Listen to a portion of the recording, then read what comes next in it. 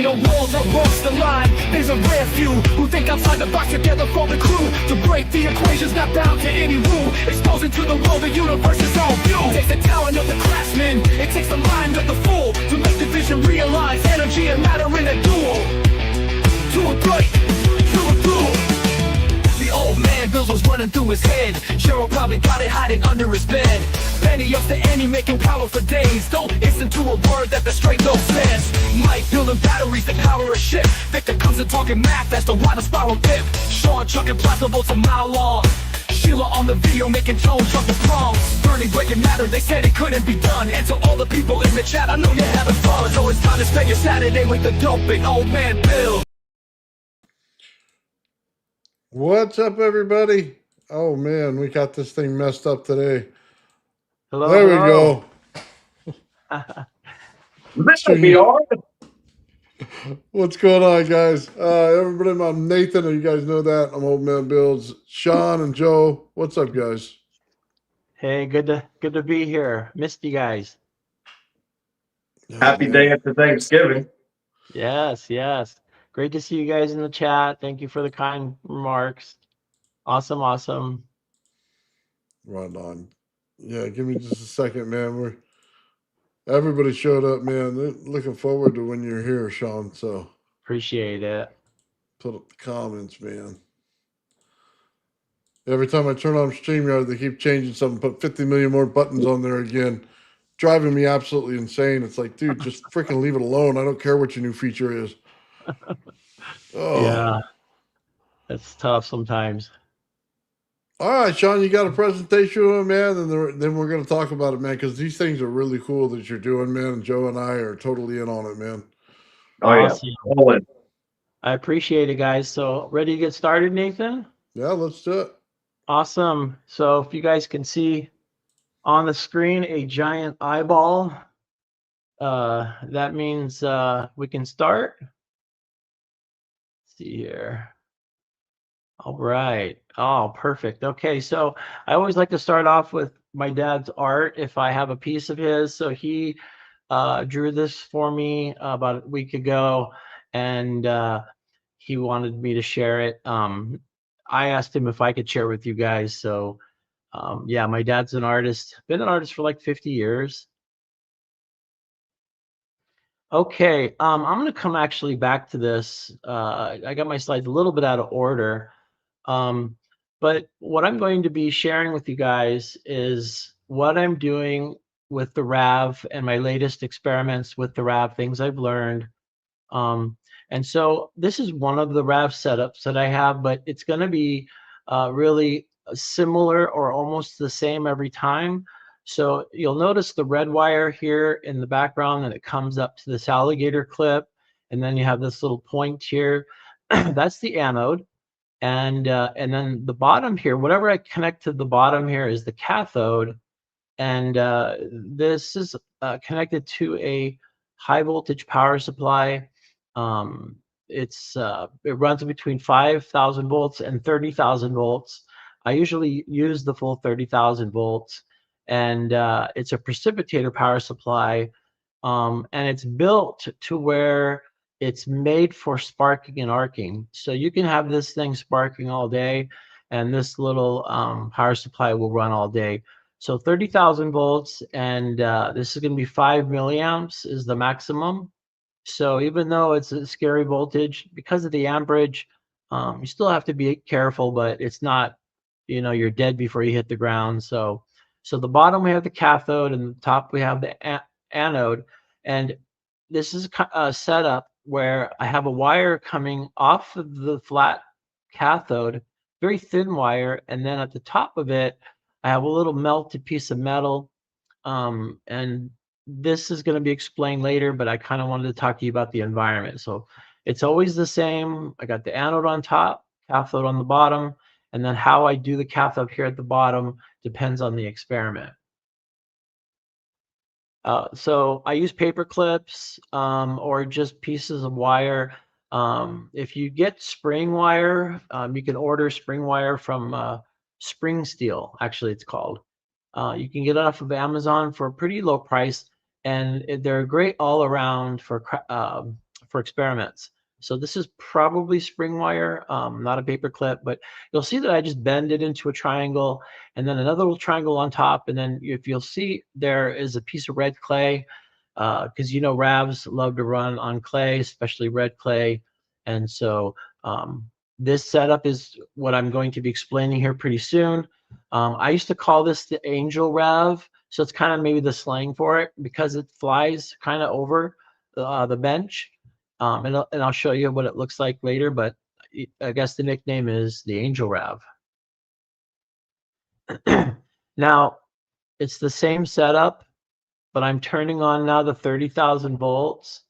And what you're noticing here is that it starts to form a spinning plasma, which we call the RAV.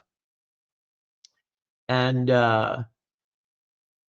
if you'll notice here under the clay, there's all of these sort of jagged kind of structures here. In the past, I'd call it the fractal snow because I didn't know what it was. But after some research and getting some good information from Joe and Nathan, what we're discovering here is that the plasma is making crystals. And we're going to see these crystals, and it's going to be pretty awesome because when you see plasma self-organize and spin, you think that that's enough. That's pretty incredible. But not only does this spinning ball of plasma self-organize, self-confine, but it also now it actually creates crystals. In a book that I'm going to share with you in a little bit, but they've actually proven in the lab that plasma can take one molecule and then build out a material. And at first they thought it was just dust until they found out it was an actual, it's called the dusty complex plasma. It's actually crystals. And there's something unique about these crystals. I haven't finished the book yet, but basically these crystals could store information and kind of like a hard drive. So we'll see more of these, but I wanted to share this with you. The RAV is off. It's not on the bench, so it's kind of floating here with this little wire. So that's why I call it the Angel RAV. Now, I'm going to be trying different materials. I'm going to be trying different conditions. Here again, we have the Angel RAV setup, little piece of clay, and we're running now 30,000 volts, and I'm trying different materials. For some reason, I can't see this clearly, but I'm pretty sure it's clay. But if it's not clay, it's going to be lava rock. Those have been the two things I've been using. Okay, so it's clay. There is a lot going on in here, but I want to get through my videos and slides. I just can't wait for Nathan and Joe to take these things apart and answer our questions. So, because there's a lot going on here. All I see really is just the RAV spinning on top of this little piece of clay and hanging off the bench a few inches. This is the same RAV condition, but it's in the middle of a ring magnet. And the anode on top here is not a point, but the anode on top here is a sphere now. This sphere is about 1 centimeter in diameter. So the RAV is not a bad size. It's almost a sphere in diameter. But what I'm trying to do is just to see how it operates in a magnetic field. And I'm not really seeing that much effect in this setup. But in other setups, I've seen that these ring magnets can either aid in building the RAV or work against the creation of a RAV. But I'm not seeing it here in this Angel RAV setup. This is another similar setup without the ball at the end. And so I think I like this video so you can kind of see the environment that I'm doing it in. Again, it's super simple. You just put a drop of water on the clay. You have it suspended here from about 1 inch or 2 from the cathode plate on the bottom. And then the anode's always about 2-3 millimeters away. Sometimes it could be up to 5 millimeters away. What I've discovered is if you get in that sweet spot and it's actually a little closer than you think, that's when you make the biggest RAVs. I think I took this photo here of one of the RAVs just getting so large. This exceeded the size of the anode. So this was probably maybe a half, 3/4 of an inch in diameter. Now this is a silly thing that I'm doing here, but I was trying to figure out how when you read about E-B drift, E is for electric field, B is for the magnetic field. It talks about how it causes things to move. So I took this paper plate, the pink here is the electric field, and it's just pointing this way. It's moving away from me in with this arrow. But then perpendicular to that, you have the magnetic field moving. And so what I'm doing here is I'm trying to just add both forces. And if I add both forces asymmetrically, it turns every time. Now, I actually did this with the ball, and it's the same thing. So when you ask, hey, what's spinning the RAV? This is kind of an oversimplification, but it works. And basically, it's just that when you have the electric field and the magnetic field perpendicular to each other, and they're pushing, one of them is not going to push with the equal strength of the other, and therefore you're going to have spin. And so I had to figure this out. It's backed by a lot of physics. I know Joe and Nathan are going to have some brilliant explanation for this, but that's the simplistic one. That's helped me a lot to understand why it's spinning or how it's spinning.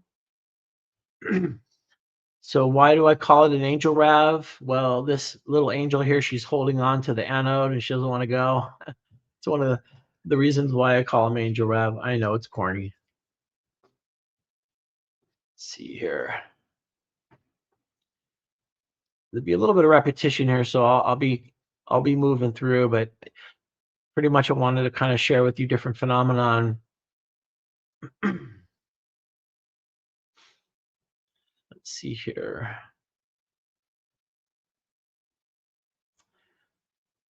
Yeah, I'm not seeing anything much different. Very similar to what they always look like. It's interesting that the light is so bright, it's heating up the anode. And so I put a little water here, and that way then when I run the experiment, it's connected. So I'm using wire as kind of a connector. So if you saw it get red hot over on the bottom there, now it's fine. So with high voltage, I just squirt a little water here and there because it's very safe to have a wet surface when you're working with high voltage. I'm joking. Do not play with water and high voltage like I'm doing here. So wherever it gets hot, wherever it's not connected well, I just do a few drops of water and then I'm safe. All right. Here's my setup, lava rocks. There's the water that I use for the cathode connection. I didn't have a connector, so that worked. But this is my work area. This is where I do all my recording and my work at. I'm looking for some crystals with holes in them so I can start creating some crystal RAVs. But right now, let's see, we've seen these. Let's see. One of the things that's interesting to me too are these beams of light. I don't change the camera angle at all. It's basically, I mean, you think I'm holding it now, but I'm kind of just zooming in and out on the tripod. But I don't move the camera to the sides or, I don't play with it. So when I see these streaks, there's something going on with the light. And that might be a good question for Joe and Nathan. There's something going on with the light because why is it all of a sudden refracting? And my theory is that these are the poles, the magnetic poles. So the other one side is the North Pole, the other side is the South Pole, and it's a magnetic setup kind of similar to our Earth. That's my theory. Let's see another close up. Let's see. And I got a 4K camera, so we'll see some really interesting shots of the 4K camera as well. Yeah, just another experiment. Here you get to really see how nothing's on it. I call this the self-nucleating RAV because if you turn on full power, it'll melt this wire, and then you turn off the power quickly, it'll leave like a little ball at the end of it, like you just saw. And then once I turn off the power and it cools down, this little bead here, then when I restart it, I can create a massive RAV on it. This wire is 0.16 in thickness, and yet I'm putting in about 75 watts. Now, you could Google it, 0.16 millimeter wire and 75 watts. There's no way. The wire should just incinerate. But because the RAV is so efficient in this setting, it's somehow either bringing in some kind of sonic cooling, which that was Brent Jarvis's good idea. But there's something going on where as it spins, it's cooling. Otherwise, this little thin wire would just disintegrate. And I play with this. I increase the voltage more and more, the current more and more, to see how big I can get the RAV on this super, super tiny thin wire. And it's pretty incredible. This is a pretty incredible discovery. Not only can you research the RAV in a more 360-degree way, but you're finding out that the RAV is actually feeding on the air and the moisture in the air, because there's no clay, there's no water, and usually clay and water are the ingredients for RAV, but you're not getting any of that. And so there must be something, moisture in the air. It's somehow consuming the air. Now, in that little piece of slag, there are little caverns in it. When I was first sharing this with Nathan, before I even brought the picture up of this little cavernous piece of slag, he had predicted that it had canals in it in order to move or facilitate the RAV. And I thought, how did you know? And so then I brought a microscopic picture of them, and they in fact do have the caverns. And I'll share those microscopic pictures with you in a little bit. Oh, and by the way, the wire that I used is that spring steel wire.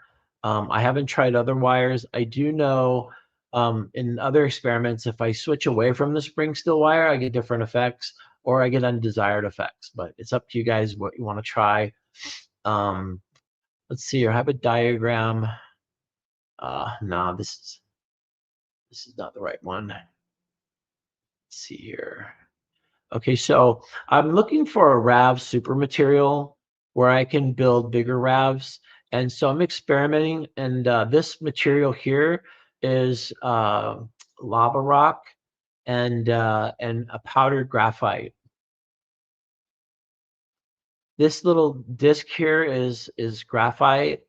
And what graphite does is it seems to sort of amplify the RAV effects.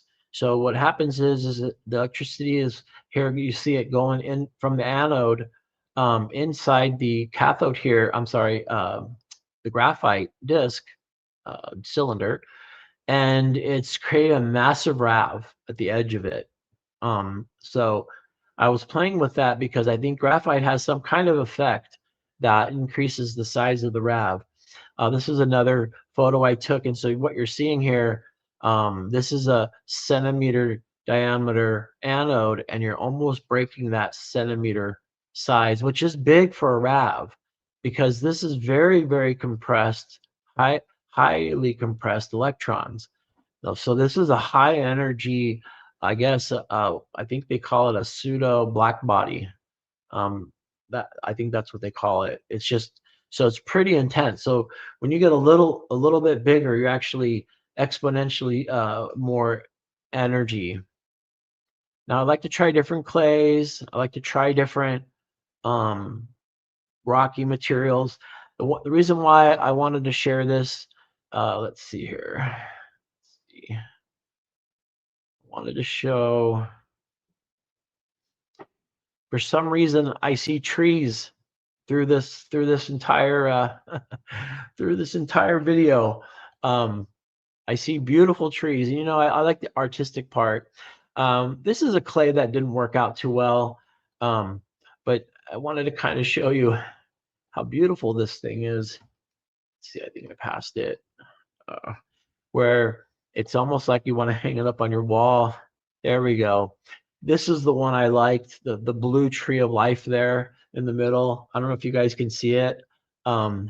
So there's just so much beauty in plasma, so much beauty. I think this is the super material that I'm working on. You're getting a massively bright RAV. It's just refracting. My camera is just like, what are you doing? This is lava rock. So this is more of the porous lava rock. I'll give a warning here.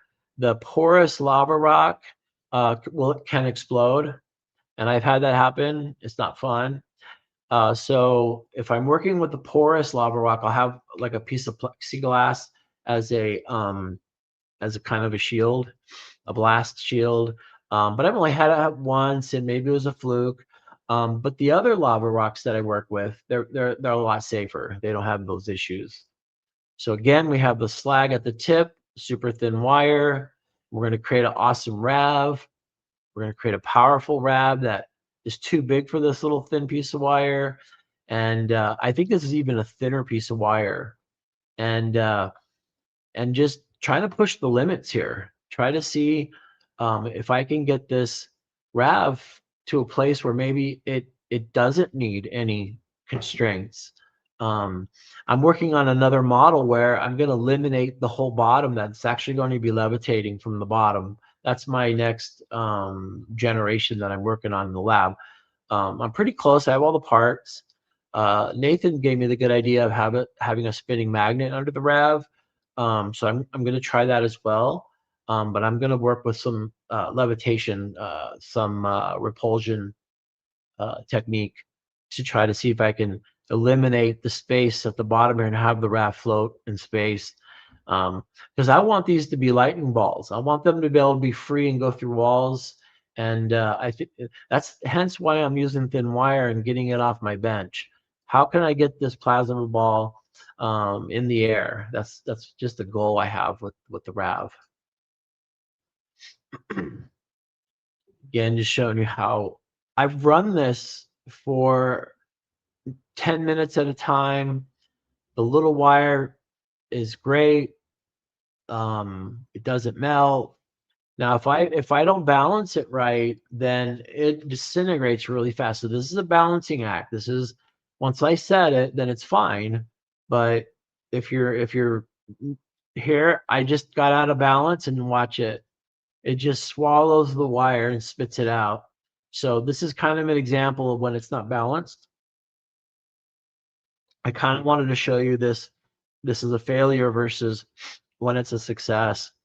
And so this is what physics tells you it should do. But when it stays on the tip and can go indefinitely, there's something that's broken physics there, I think, but maybe I could be wrong. Now I bought these tiny clay pots, and I thought that the way the plasma came in was really fascinating. And I'm also working on increasing the voltage and the current. And this is one of the fascinating things about RAVs. You'd think that you would get a bigger RAV if you put in more voltage, but that's not true. You think you might get a bigger RAV if you increase the current. That's not true. What's interesting about the RAV is it needs a balance. And it seems that 30,000 volts and 5 milliamps is its sweet spot. And so it's good to know that. Otherwise, you're going to pull your hair out thinking, oh, I'm going to make a bigger RAV. So this is the cylinder of graphite. And I like how, again, electricity passes through it. And look at that. It amplifies the RAV effect.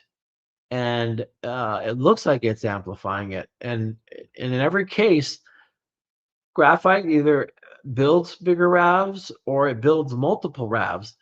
But there's some connection here with graphite and like the acceleration of plasma, and then the RAV loves it. The RAV just starts forming anywhere as long as it's around the graphite. It just boom. There's a lava rock you can see with the lights on. I'm gonna do a lot of my experiments with the lights on so you guys can see, and you guys can, if you want, you can replicate some of my experiments. And so this is just a lava rock, plain old, lava rock that you would find on the ground in someone's landscaping or something. And I put a little water on the bottom, way too much water because lava rocks actually don't need water.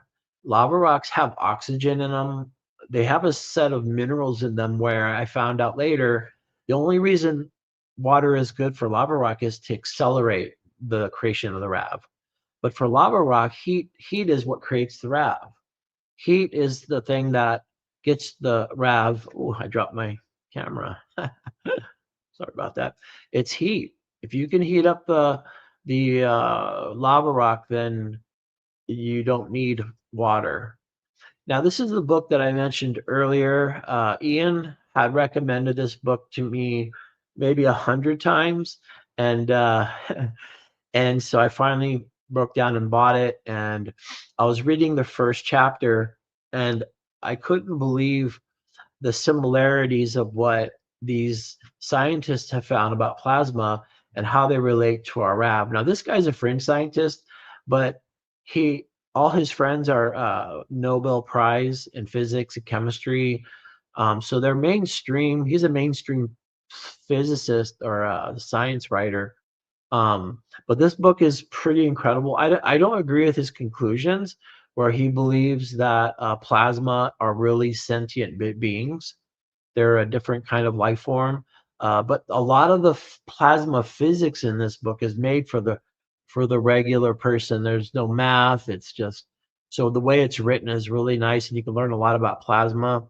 But as I was reading here, first couple pages, here it says in 1961 that plasma may exist within living organisms. That was interesting.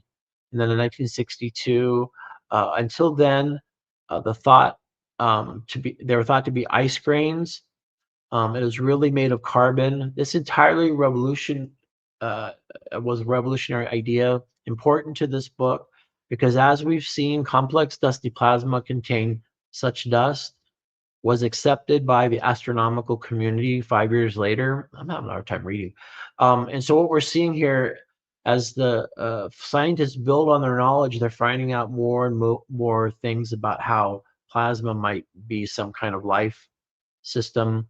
Here in 1963, it says that this may sound very obscure and technical, but we will see later that it was fundamental to the advance of plasma physics, including the regard to plasma's capacity for bringing some of the weirder quantum phenomena into the macro world. And so this guy is talking about bringing in the quantum into the micro into the macro. In 1986, this Japanese scientist predicted that plasma could exist as crystals. He called them Coulomb crystals, named after Charles Augustin de Coulomb, a pioneer of the studies of electricity. He said these crystals could be formed by dust particles in a plasma. This is one of the key discoveries concerning the subject of this book, because crystals play a vital role in storing information in ways necessary for the evolution of intelligence and communication. As we will see later, it would be 7 years before this Japanese scientist prediction was proved to be correct. And so in 1989, the scientist here in IBM said that plasma actually manufactures dust. But the interesting thing is that the dust was found inside fusion reactors and other sources, not dirt or contamination as it had been assumed, but was created by plasma itself. So what we're seeing with plasma here is that plasma is transmutating the surrounding air into a dust molecule. Now think about that. It's actually plasma's changing one state of matter into a different state of matter. And so here in his dramatic experiment discovery, Selwyn was able to show by laser light scattering that starting from a single molecules, dust grew naturally from the nanometer sizes up to the micrometer sizes within the plasma. This changed the whole face of science of plasma research. Until then, plasma dust was viewed as dirt. And so I thought I would just add these points here, because when we're going to look at the crystalline structures that I'm seeing the RAV create, this kind of gives an interesting backdrop, I guess, the scientific support about these crystals being made. And so this book's going to go into plasma crystals, and then how crystals are really interior structures for living a different type of life form. And it's a really good, interesting book. And so I thought I would share that with you guys to kind of give you a backdrop. Now, when we start seeing these fractal patterns, we start seeing this. It almost looks like coral, or it looks like a snowflake, or all the different crystalline structures that you see. Now, what I'm trying to do is the impossible. I want electricity to run through a ceramic, a very high resistance ceramic. And so what I do is I add a little water into the ceramic tube. The ceramic tube, I mean, would need like 1,000,000 volts to break through it when it's cold. But if I can get the electricity to go through it with a little water, and I put it in the right spot, and then what you'll see here now is, now I'm going to start superheating this ceramic tube to the point where it'll become so hot, it will give electrons so freely that it'll actually be like a copper wire. And so, and I'll explain why I'm doing that later, but this is just a trick I learned, I came up with. And so basically, if you want to heat something up to white hot, that's like a ceramic or clay, just add a little water, put some voltage through it, and this thing will get so hot. And this is important because I want to create RAVs, but I want an insulator. I don't want any wire at all. And so you'll notice here that just even within a minute, that thing is getting pretty hot. In fact, my infrared camera can't even read. My infrared can read about 850 degrees. Yeah, this is probably like 1,000, 2,000 degrees. It's pretty hot. What's cool about it now is it's basically now a copper wire, so I can use it that way in this hot state. Let's see here. So now I'm putting things on top of the ceramic tube. This is a pyramid of clay that I cut out, and you can see that it's actually created 2 RAVs in this picture. That was kind of a fun screenshot. We'll go back to that pyramid later. Now, what you're seeing here is the same ceramic tube, and if you guys are interested in the ceramic tube, it's called alumina ceramic. Alumina, like aluminum. It's spelled like aluminum without the N at the end. So it's alumina ceramic, and it's very expensive. But if you get these little tiny thin tubes, they're not expensive. On eBay, you can get a pack of them for probably $10. So they're not very big. But what's interesting is they're perfectly clean and brand new when I get them. And I run a little plasma through them, and all of a sudden, what is this? What are those things? Get them in sight here. It's building crystalline-like structures, just like the book said. It's just, and the thing is, you need the right environment to do this. It needs to be very specific. I had to learn this a little bit the hard way, but the environment has to be very specific, and then all of a sudden you'll see growing these crystals. And so we'll talk a little bit more about it, but what's going on here is I put a little piece of clay on the top, jammed it kind of in the hole. I put a little water, and as I begin to heat it up, and the RAV started to form on top, we're getting these guys that grow. These sway and move in currents that you can't see, and then they'll break away, and they'll just sort of go out. And when they break away, they go like 1,000,000 miles an hour because you barely can see them. This was the different pyramid that I put on. This is a pyramid made out of graphite, pure graphite, and I put it on that cylinder with my little, my little setup here. The spring steel looking like a paper clip here. The bottom plate here is a cathode. The top is the anode. Same power supply, and it's getting a really nice RAV up there. I'm really trying to figure out the graphite.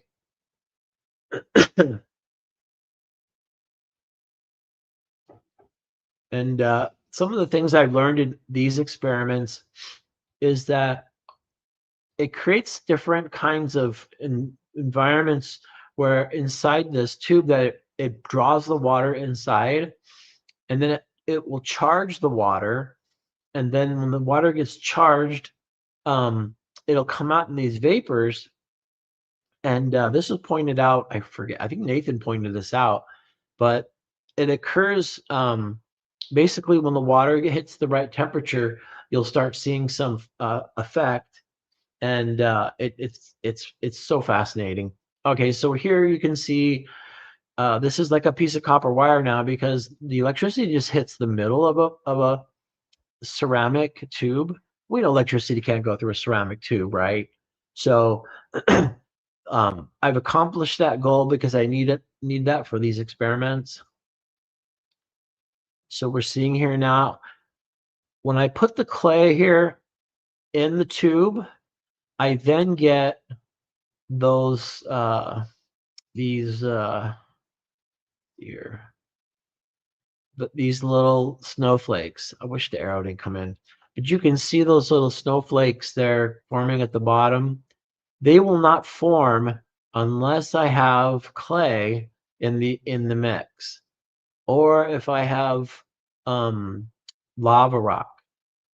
The tube alone, the ceramic tube alone, will not create any of these fractal coral shaped structures, these crystalline structures. They will not create it unless you have some kind of substrate material and you're creating RAVs. So that's just important to know, because if you're going to go and try to replicate my experiments and you're not getting these crystalline structures, it's because you don't have clay.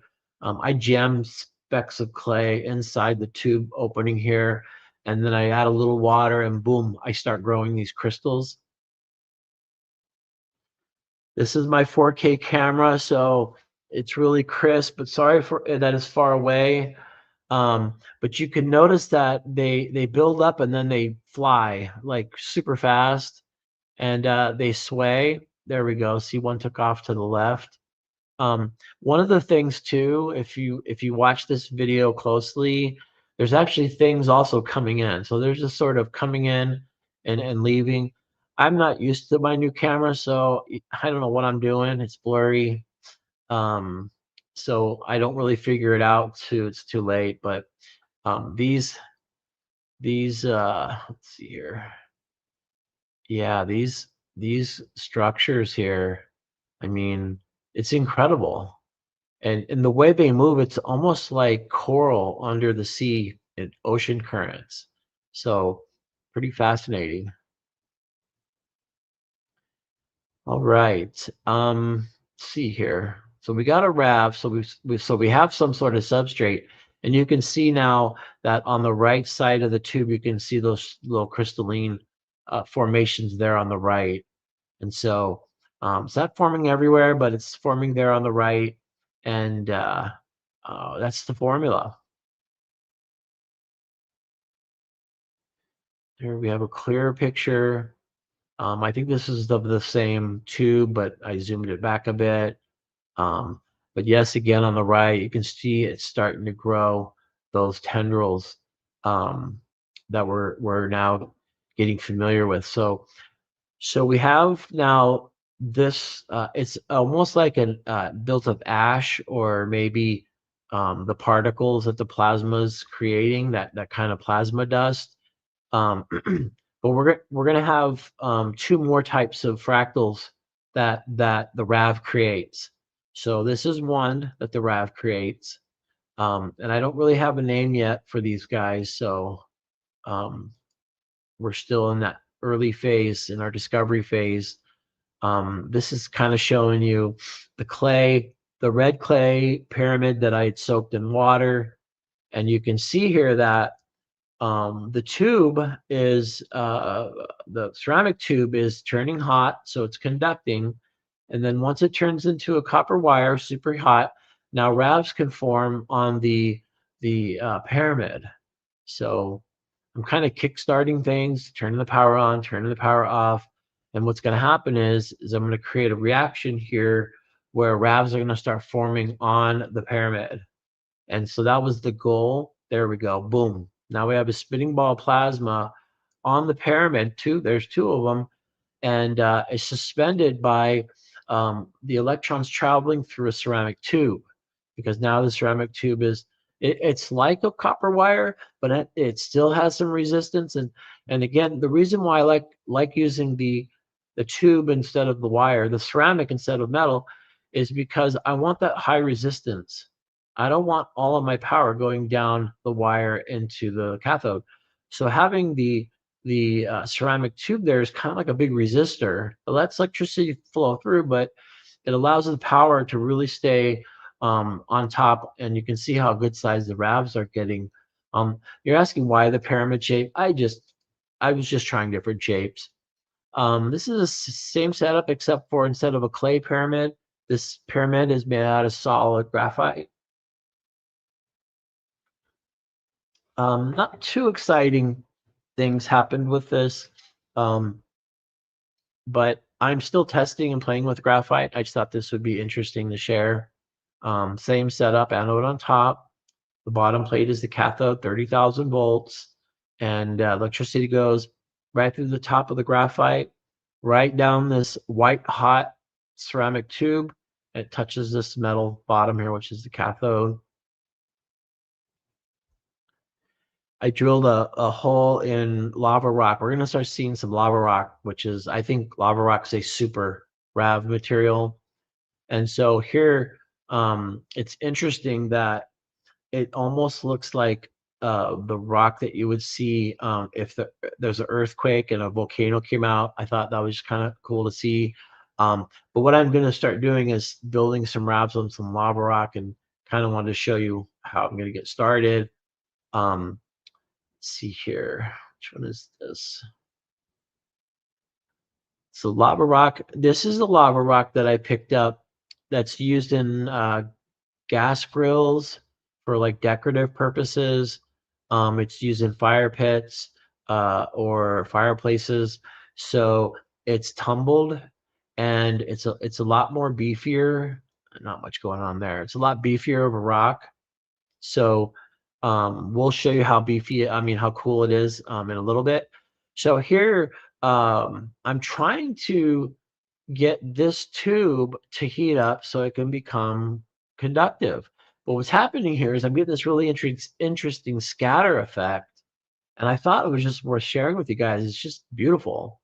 Is that because I cannot get the ceramic tube to the right temperature, it just starts turning into this blue spray, and it's almost like a spaceship is flying through like a particle field, and it's going like warp 2, warp 5. But yeah, I thought it was cool. It looked like blue rain to me. But these are the states you have to kind of fiddle with if you want to get these ceramics to become conductors. And once you get them to become conductors, it opens up the door for a lot more experiments.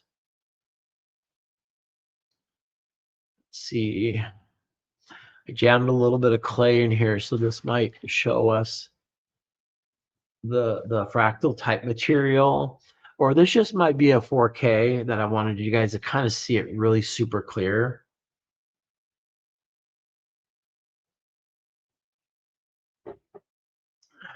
You can see the water kind of boiling. First it boils out, then it boils back in. You can always tell when the RAV forms. It has a very distinct refraction signature where it's just very distinct. It's almost like, the sun has its really powerful rays. That's basically what the RAV does when it's in full motion. Right now, we're just not really getting the RAV as we just got earlier. But you can see, let's see, you can really see, like, there's the RAV right there. I want to point this out. This RAV is in the cylinder, sorry, the tube here. And my goal is to try to get RAVs to be formed inside the tube, because if I fill up the tube with water and I can get RAVs to work in water, that would be a step up also in my experiment. So I want to get RAVs moving in water, and I'm going to show you. I figured actually out how to do it just today, so I'll show you that picture. I think this just describes again what we're doing. Top is the anode, bottom is the cathode. Got a little piece of clay. And then we got the what the heck? We got the stuff growing under the clay. It's another picture of it. You could just, it's so incredible. I mean, what do you do with that? It's beautiful. And now we have some science that says it's real and it's significant. So I just can't wait until I think the ideas are going to come from you guys. I think the ideas are going to come from Joe and Nathan about what we can do with these crystals. Let's see, we've seen that before. We've seen that one. Here's the one where you can actually see them dangle and kind of they undulate like in some field. You can see them break apart. You can see them build. Still learning my camera, so I got too close. But look at that. That's pretty incredible. Pretty incredible. Guys, I'm sorry I can't see your comments, but I will take a look at them when I'm done the presentation. I want to thank you guys for your patience. I got quite a few slides here, but I appreciate you guys. Okay, this one's a piece of salt. Right there's a grain of salt. And it has, when plasma hits salt, it has that distinct yellow color. And but watch the salt. Watch the rim around it. Watch the edges around it. It's beginning to grow crystals. It's so incredible. It's not as fast as you'd think, but as you look at it, it starts growing. Let's see if we can move it here. Notice the edges now. Look at the edges. They're crystalline. So this speck of salt is actually being surrounded by these plasma crystals, and they're growing because you can start seeing the edges here. None of this was there when we started it. You saw that little white piece of salt, but now look at it. And I believe if had I run it longer, it would probably have some significant crystal effects. Now you're wondering why I didn't run it longer so it can turn completely into this plasma crystal. Well, honestly, I don't see half of my experiments. I just put the phone up, hit record, and I run my experiments. I don't really go through them. As you can see, I dropped my camera or something. And then later I look at them. So some of these, like that one, I didn't really see until I put the presentation together for you guys. So that's a really good one. I thought it was so good that I thought I would do another short clip of it and watch these crystals grow. At first, these gave me the heebie-jeebies because it's what's going on here. I mean, look at that. If you just, what is going on? Yeah, the salt is being transmutated into these structures. I annotated here. If you guys want to take a screenshot, I annotated my setup. So, you know, the cathode pan, my little bent piece of steel, put water down a little tube, and then I have my, that's my cathode, sorry, on the bottom, and the anodes on top. And I have my little Chinese, has all Chinese writing on it. There's no English. 30,000 kilovolt power supply. You can get it on Amazon for under $100. But it's worth it because I use it all the time for hours. Now I bought these little thin glass tubes that they use in labs. I put a little water in it, and I'm gonna get some different reactions now because I'm not working with ceramic anymore. I'm working with glass. Glass is going to show you some different phenomenon, and we're going to kind of close on this presentation on glass. And I appreciate you guys hanging in there with me. So as you notice, the water became conductive, and then now the water inside the tube is ionized, and it's now working as a conductor. And on the top, because this is a borosilicate glass or Pyrex, it melts really nicely. So what's happening is you're getting a glass RAV. It's spinning plasma. It has the same effects as a RAV. Now it's not a RAV there, but it's a RAV when you see it have all the beams of light. So not every spark and arc is a RAV. It has to be a spinning ball of plasma. There you go. It's almost there. And it's using the melted glass in this for this. Now, this is part of me trying to get RAVs working inside water. And so you don't see really any RAVs inside this water, maybe except for on top, which is outside. But if you look at the bottom, there's one trying to form. It's getting bright, but that's not quite a RAV. That's just plasma. And so you buy these little capillaries glass on Amazon. You get like 100 of them for 10 bucks, 15 bucks, and just pull them out and put drops of water in them and light them up. So this is a tube. I should pause it here because this is something special. Let's see here. So this is a tube. It's a light bulb, ultraviolet light bulb that's used in hand sanitizer machines. I don't know if you saw during COVID, they were selling these machines where you put your hand in or you'll put jewelry in it, and the ultraviolet light would come in and kill all the germs. Well, nobody wants them anymore. So if you go to the thrift store, you can get them for like $1. So I always buy them because they have these really cool ultraviolet tubes. Now, I broke off the ends of this one because it actually had a gas inside of it, but I want it as a tube of glass. My guess is this is quartz.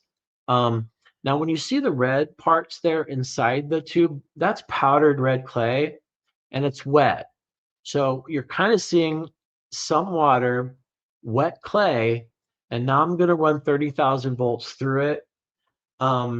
One thing that's kind of a bummer about this, and maybe Nathan can do this later, but this turns into a radio transmitter, AM, and it starts demodulating signals, and you can hear it, and it's tuning into AM radio.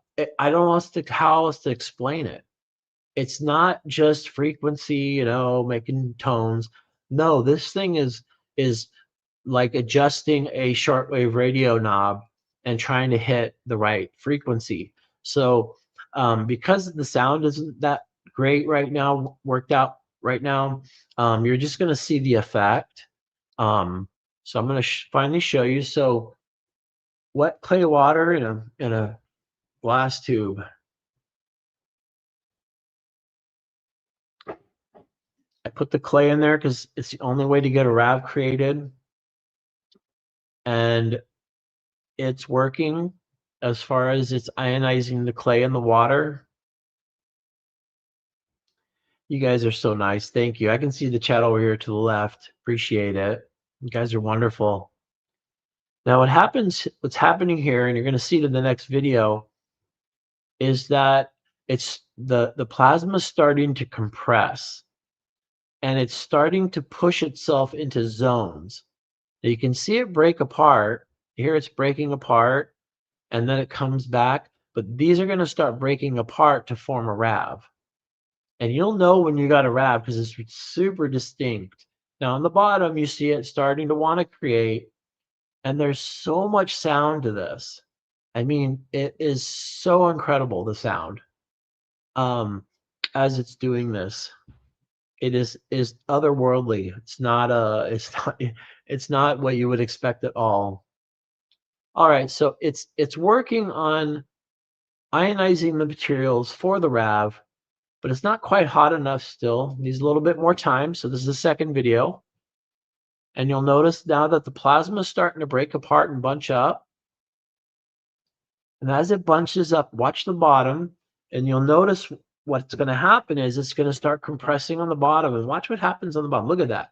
It's just the plasma is just starting to push itself to the bottom, And once it hits the bottom, boom, it's going to start turning this bright white, like a white light, like you don't really see naturally. It's starting to get there. It's getting there almost. Look at that. It's getting whiter. It's going to turn solid. There you go.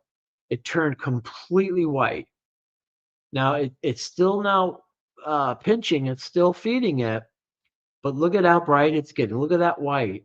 It's starting to get brighter and brighter and brighter. And it's just incredible. It's just gobbling up the plasma. It's the only way I can say it. There it breaks apart, takes some more, and then it gets white. Look at that. It's so crazy cool. Now there's some other really cool stuff that this tube does, but I just figured this out today, so I don't have enough video. So we'll dig back into this creature because it's got some stuff going on. In my other videos, it actually starts forming fractal plasma geometries in the glass. And so bummer. Actually, you kind of see a little bit there. In the middle, you start seeing those crystalline structures start to form. And look at how bright it is. The whole bottom is white. It's pure white. I don't know if you can see it. Yeah, you can see it's pure white. And that hand of plasma, it just wants to touch it. And it turns white when it hits it. Yeah, there's a lot going on here because as the plasma streaks the glass, it streaks it in a fractal patterns. And so there's a lot to look into in this tube here. Again, just a glass tube, hollow tube, that's it, nothing fancy. A little clay powder, and put it in water, and then run it for 30,000 volts. That's it. Piece of cake, done. And you'll have this strange animal that I'm still trying to figure out. All right, we're gonna skip now because you guys got the hint. This is the microscopic look at lava rock. And what am I doing? Here we go. It's here. And then here is the, sorry about that. Sorry. So if you saw that the pre-lava rock, it just looks like a plain old lava rock with some kind of gray dust on it. And then after I run the RAV on it, this is a microscopic picture of the same spot. Now, it's not a great picture, but what you can see here is it's creating all these kinds of crystals. Okay, it starts off with yellow crystals, but then it starts really pushing out and growing white crystals.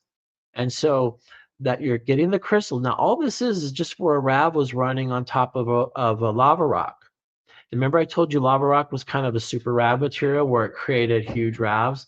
Well, the remains of the RAV create this black glass, which if you dig into this black glass, it's very reminiscent of Mandelbrot sets. And then the crystals around it can look like stalactites, stalagmites, coral, and snowflakes. So we're getting a lot of different kinds of crystals, and we're getting this sort of Mandelbrot in the black glass here. So this is transmutation that was talked earlier about how it will take a molecule and just build it out. And I think that's what the RAV is doing here. It's just grabbing molecules and just building them out to its crystalline structures. Let's see, here's another one. You can see, look at all the crystals. It almost looks like salt crystals. But this is where the RAV was at. The RAV built these crystals, and they're not those wispy flying crystals that we saw. You can actually touch these and rub them on your fingers, and they are crystals. They're solids. So some of them are like a ash kind of feel to them. So they're not as structured as when you smash them or something. They kind of fall apart. But some of these are actually crystals. You actually feel them. Let's see here. So lava rock is a super RAV material. Look at how big these RAVs are. No water, just so lava is the super RAV material. I'm going a little long. I guess I should ask Nathan, are you okay with me going a little bit longer?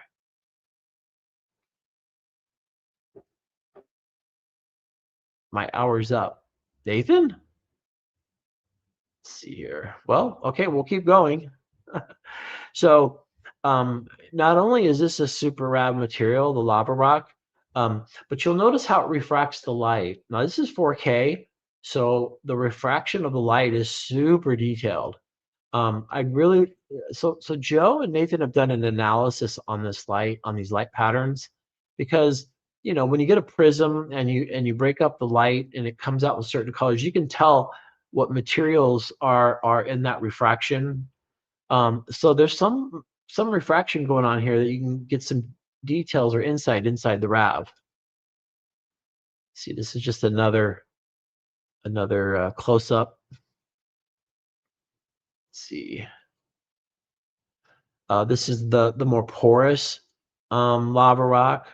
Makes massive RAVs, very stable, last all day. Lava rocks are the super material. I scribbled some graphite on top of this lava rock. The graphite accelerates the plasma, and so you'll see that it creates multiple RAVs. What's interesting about the graphite is it accelerates the plasma and then shoots right through the rock. And right now you're not seeing it shoot through the rock. I've kind of not adjusted the voltage enough, but you can get the idea that how graphite works with lava rock to where it's just spinning out RAVs quite easily, multiple RAVs. This was kind of a fun little test. Charlie C recommended I put 2 rechargeable batteries next to a RAV. So here I did it for a whole hour. And what happened was both batteries increased in voltage by 10 millivolts. Now, if it was just one battery, I would just say maybe it's a fluke. But the fact that they both charged at the same rate and they're very different batteries, that was telling. And then my control batteries, yeah, they no change. These changed. The RAV was the only deciding or different factor. So I'll run more experiments, but I thought that was interesting. And thank you, Charlie C. Now you can see the crystals over here to the right of the RAV. The RAV is just pushing out crystals. And I kind of wanted to show you how they look just from the human eye. They don't look like much here until you bring them under the magnifying glass. And so I'm letting this RAV go and just chew up and create crystals and move along and let the plasma do its thing. Look at how bright that is. And then I can analyze it later. So this is a nice clear picture. I was asked to put a compass next to it. Yeah, I mean, I do know that an electric field has a magnetic field, so it should move a compass, but hey, I thought I'd try it. So it definitely doesn't work at that angle. So I'm just going to change then the angle and make it perpendicular to the RAV. Right now it's parallel to the RAV. But perpendicular, we'll see. There we go. Yep. It moves the needle. So yeah, we're definitely emanating a magnetic field. Pull it away, bring it in, pull it away, and you see that needle. Definitely a magnetic field that can be sensed. I have a Gauss meter, so I'll be doing some measurements, get you guys an idea of the magnetism that's going on around the RAV. These are the rocks I bought. You go on Amazon, you want the smallest rocks, 1/2 inch to 1 inch. They're tumbled. These are very cheap for 10 pounds. And all of these are all super RAV energy packets. So here, if you see that below, see what I'm doing here. I'm trying to get RAVs to form and then look at their wave patterns. So I'm trying all kinds of different things, and that's fun to do. You don't have to connect your oscope to anything. The oscope just has a little piece of wire here like an antenna. You can see it to the left, the lower left. It has a little piece of wire sticking out. So that's all you need. And then it's going to pick up what the RAV's doing. And it's really cool. Just leave your oscope probe right about 6 inches away, 5 inches. Look how close I'm bringing it. And you'll understand the different ways, different waves and frequencies that are going on inside the RAV. So this is me increasing the current and trying to make a RAV, and all it did is blow up my rock. So RAV is not a high current creature, and the RAV is not a high voltage creature. I put in 60,000 volts, got the same size RAV as 30,000 volts. Here I'm tripling, quadrupling the current from its 5 milliamps, and look, it just doesn't even know what to do. No RAV can form. Now, ooh, see, when it dropped to the 30,000 volts, 5 milliamps, you saw a RAV form. So what's happening here? So how do I do this? If you just put high voltage capacitors between your positive and negative leads of your high voltage power supply, then it's going to double, triple, quadruple your current. Now, I do not recommend you doing this unless you know what you're doing, because when you start adding capacitors, you start getting into these dangerous currents, and you don't want to get hurt. So you saw that the big heavy current did nothing. Take the current back down to 5 milliamps, and what do we got? We got a beautiful RAV. So the RAV is not a creature of voltage and current. The RAV is a creature of very, very defined environment. Let's see. I'm going too long here. Let me just get through. Here's the microscope that I use for the pictures.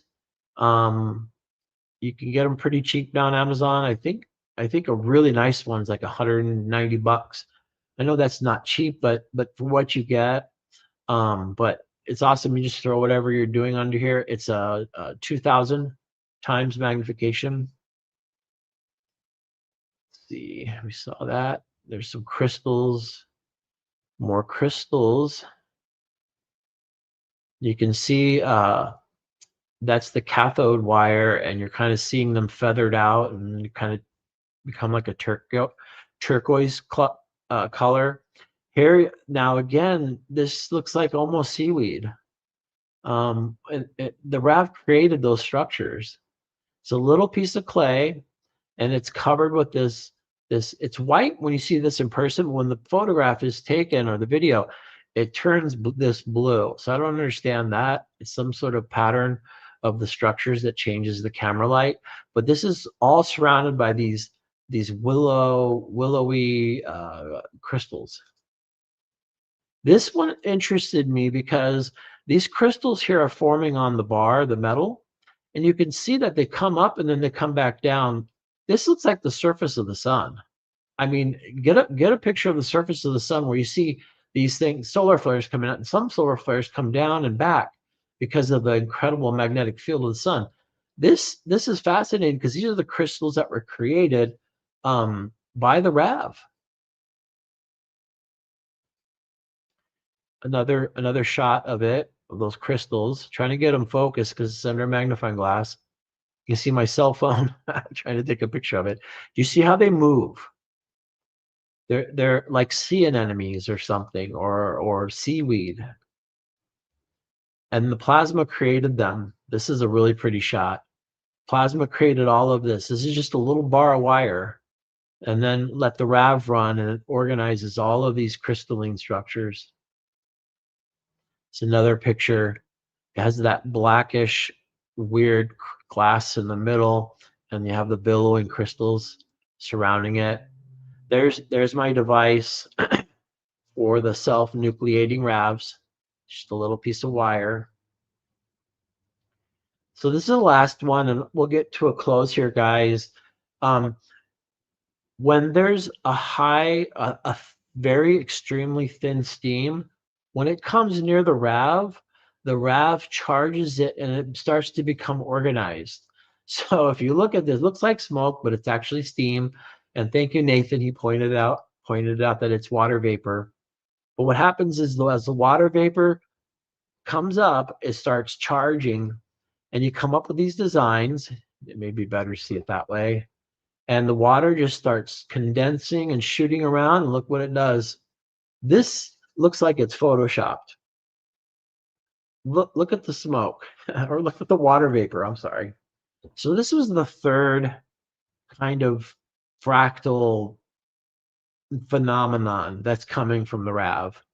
The RAV had the billowing crystals. It had the hard crystals on the lava, and now it's has this. Yeah, these aren't crystals. These are water droplets, but they start forming themselves into complex structures. It's starting to get ready to form into another complex structure. So it sort of breaks apart. And look at this. It creates, let me see if I can do this. Yeah, here we go. And it creates this structure. So if I were to go frame by frame, the RAV is forming this water vapor, and you can see it to the right. That's it's a formation, I guess, an organized formation. No Photoshop, pretty incredible. Now we can go for hours talking about the RAV. So that's the wave pattern of the RAV, the angel RAV. You know, that piece of slag at the end of the wire where the RAV sits on, that's what it looks like. Has a flat face, and with caverns in it to keep the RAV cool. And this face right here always faces the RAV. So the RAV forms this, and then the RAV lives on this. Another picture of these are the caverns that Nathan predicted. He predicted them before me, so I'm mad at him. Again, here's a RAV on that self-nucleating slag, or on the tip there. Let's see, another one, self-nucleating RAV. You can see so I have quite a number of videos of these, too many, but I hope you're getting the idea. I can't wait to hear your questions. Just going to go through them. This is a nice shot of it. So I'm just pulling it away, and yet we still keep a RAV at the tip there, playing with the voltage.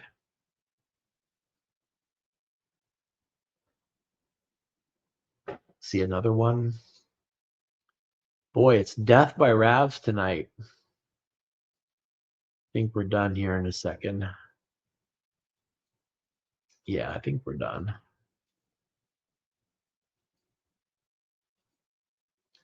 Oh boy, I missed you guys. I have so much to share. Okay, let's see.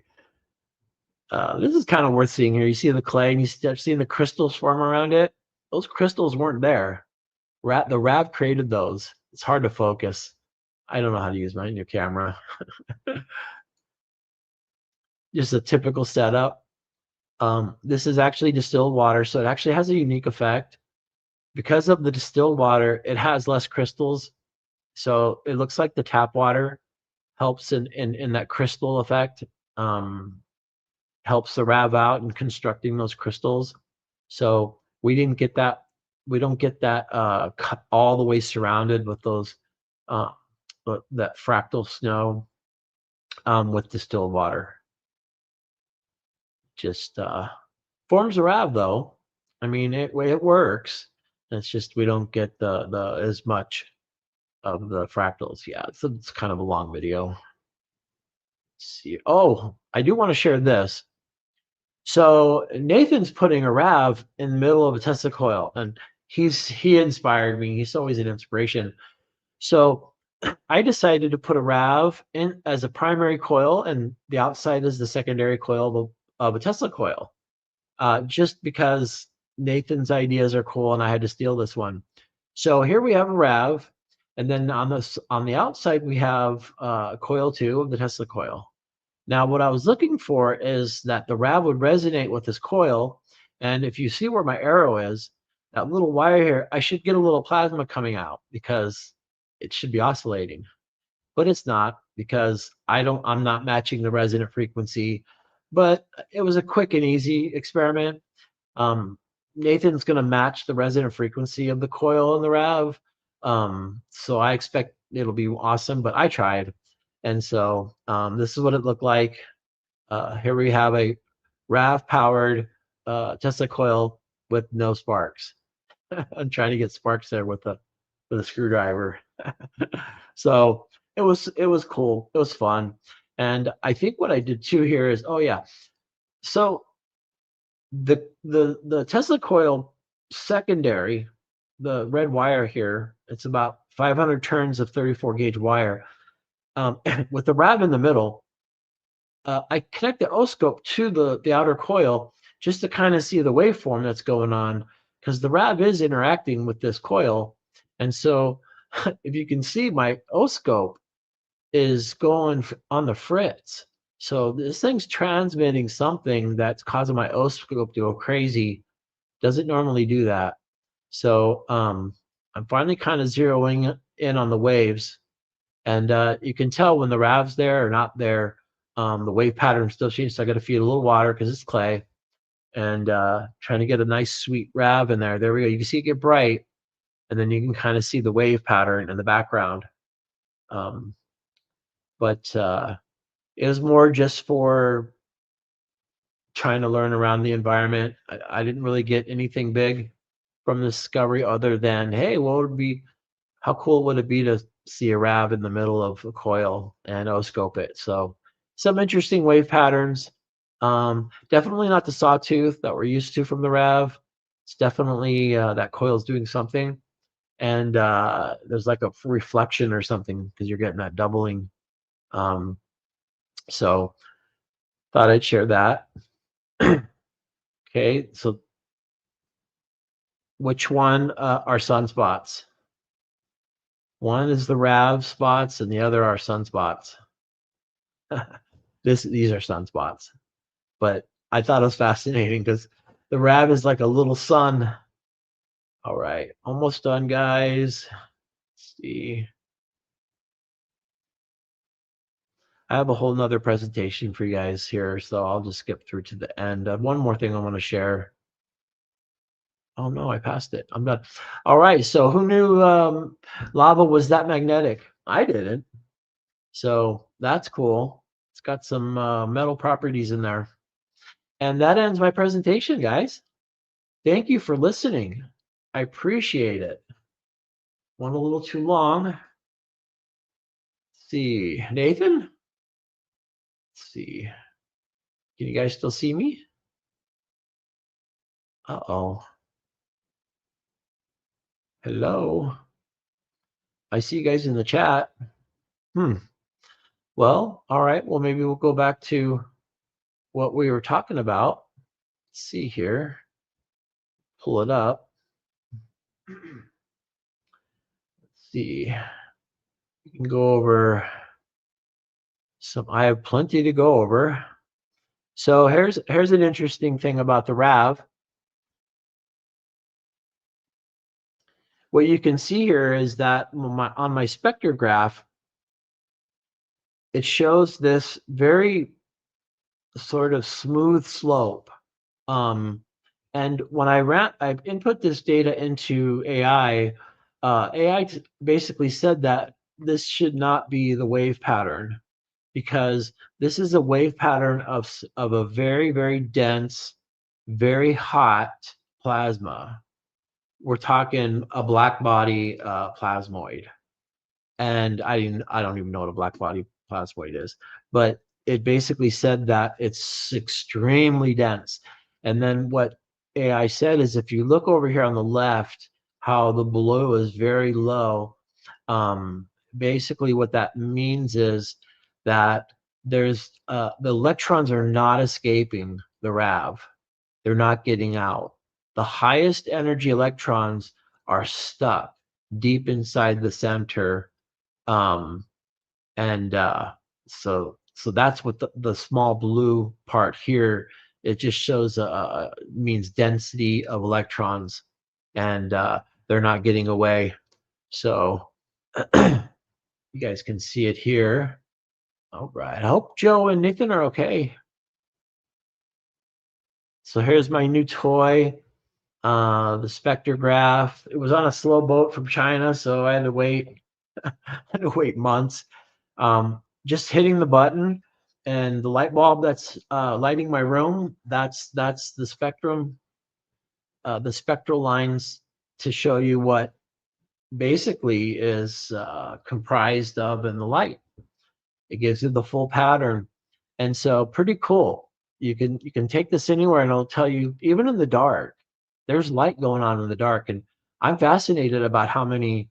Yeah, guys, I hope Nathan's okay. Joe, I see you guys in the chat now. Yeah, I hope he's okay too. I guess I'll keep talking because I don't have the control. So let's see here. Hey, Joe, maybe you can call his cell.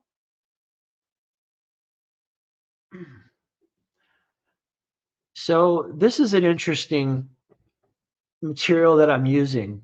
If you look at the bottom, there's kind of like a bowl shaped inside this stainless steel container. This little bowl part thing here is made out of pure pyrite. Now, pyrite's some interesting stuff, fool's gold. The interesting thing about pyrite is that I can build RAVs on it when I shouldn't be able to.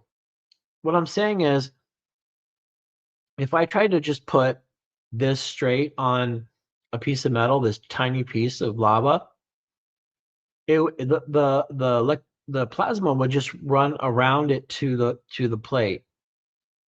But because pyrite is only semiconductive, it acts as like a giant resistor, and therefore it pushes all of the plasma currents back into this material here. And so you get this really nice big RAV out of this little speck of lava rock.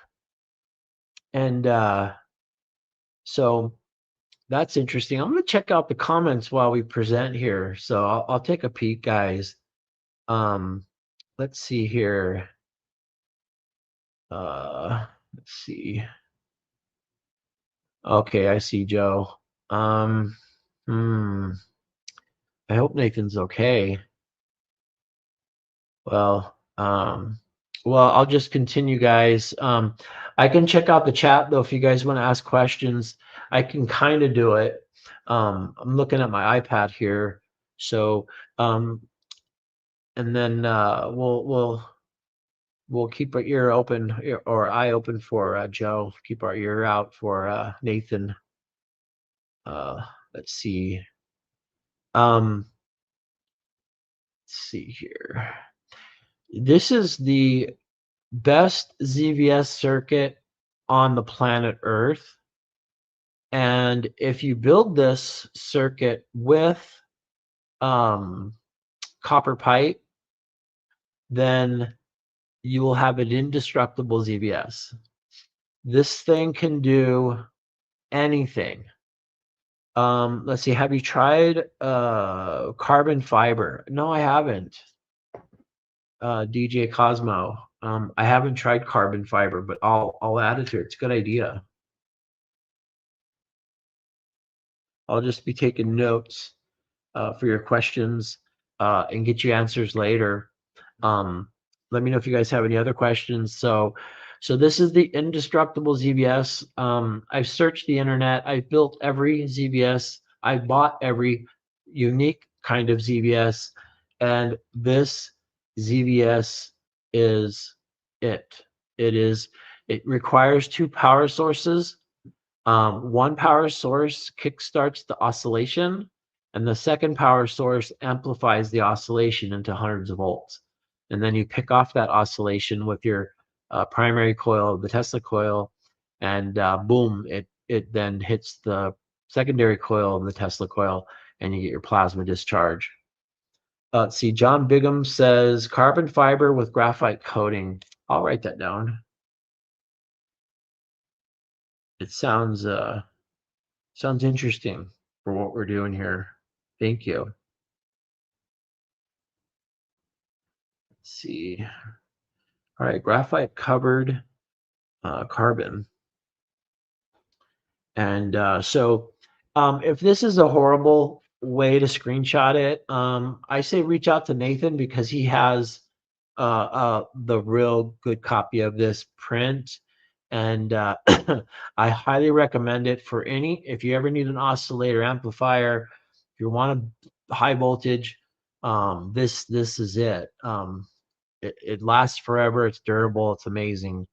So with a little screen material, some metal tape, I created a Faraday cage. There's a lot of noise going on in this power supply, and it can mix with my measurements.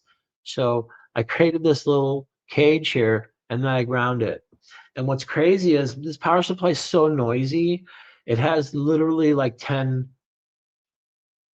harmonics and noise coming from it that it can affect your test results. So I use this little cover here, grounded, and it just deadens all of the noise. So worked pretty well. Let's see here. Yanni says, yeah, I need to learn MOSFETs. Yeah, MOSFETs rule the world, man. So you have to learn MOSFETs. They're pretty simple. I mean, not much change from an NPN transistor to an NPN MOSFET. DJ Cosmos says it's like hair, strong only in one direction. Are you referring to the fractals? No. Are you referring to the crystals? That they're like a hair? Faraday shield. Yes. Thank you, John Bigham's Faraday cage. Yes. Thank you for that. Yanni struggles with transistors. I do too. I have a rule. If you have more than 10 components, I can't build it. I can barely build 5 component circuits. I'm not very good with building circuits. Yeah. So let's see. Prepreg carbon fiber. Yeah. All right. Oh, we see Nathan. What's going on, man? Just letting you go for a little bit. Yeah, I went to the end of the presentation, and then when I didn't see you, I started working my way back because I have 200 slides. So sorry about that. I'm chasing this little kitten around my garage, man. No. Nathan, I tell you all the time that chasing pussy only gets you in trouble. I was nervous, by the way. I was worried about you. I really was. No, that was it. Dude, that was awesome, by the way, Shawn. I was like, he better come back before Shawn gasses out. I was like, either that or it's going to be like, well, all right. Write that down next time. Yeah. We got some good sorry questions. about that. Awesome work, Shawn, man. I thoroughly enjoyed that. I appreciate that. Were you guys able to get a different kind of perspective or insight or maybe some clarity on what actually is going on? Not so much from what I said, but more in the clear video and the drilling in. Were you guys able to like, oh, that's how it's set up. Oh, that's what he's doing. I mean, it's a lot more clear seeing, with you explaining it and stuff than just sending photos and videos and, yeah, exactly. trying to make heads or tails of it. That's for sure. But I think everything you showed here, I don't know that it brings anything new to the table, but what it does is it proves it out, Yeah, and that's what I was. We were kind of hyping some of this coming in between Nathan's presentation on Monday and then knowing you were going to come in at some point and show some of this stuff. Hyping it because this is not suggestive of transmutation. This is proof of transmutation. Yep. You cannot deny the video evidence. I mean, you can't. Yeah, I mean, and it happens in different ways. So you know that it's a phenomenon that's not a one-time sort of lucky. No, it's everywhere. Yeah, but even though it's done in different ways, it still occurs and shows itself in a way consistent with exactly how it works, with exactly what the physics behind it says. sense. And I think that's what's pretty awesome about it.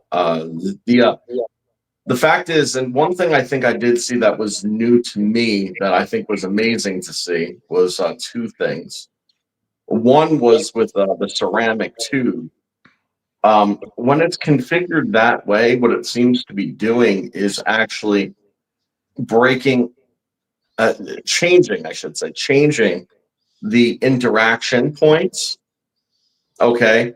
And when you change how the positive and the negative interact in that way, and you make it, rather than top and bottom, you make it sort of more inside and out, which is what that tube is doing.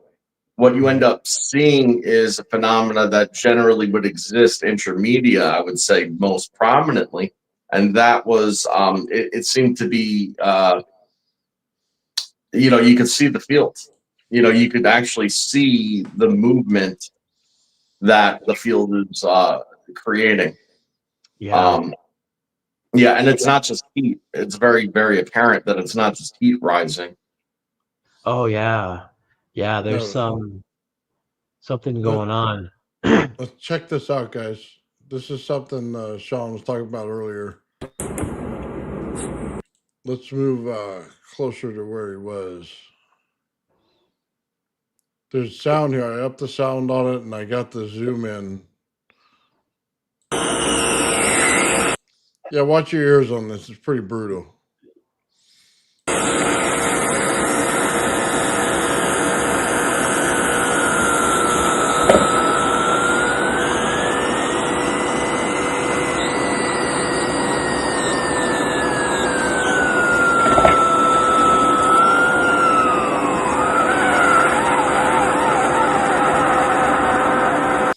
Okay, real quick, let me point out the top is moving up and down.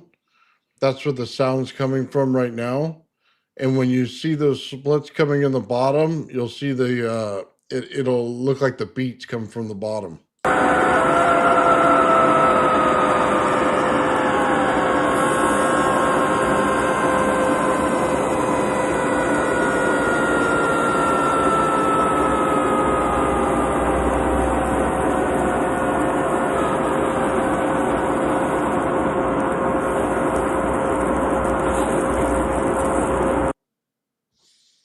Yeah.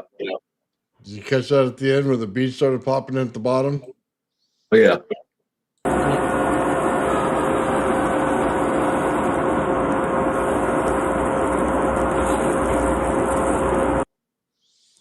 It kind of looked like a ramjet.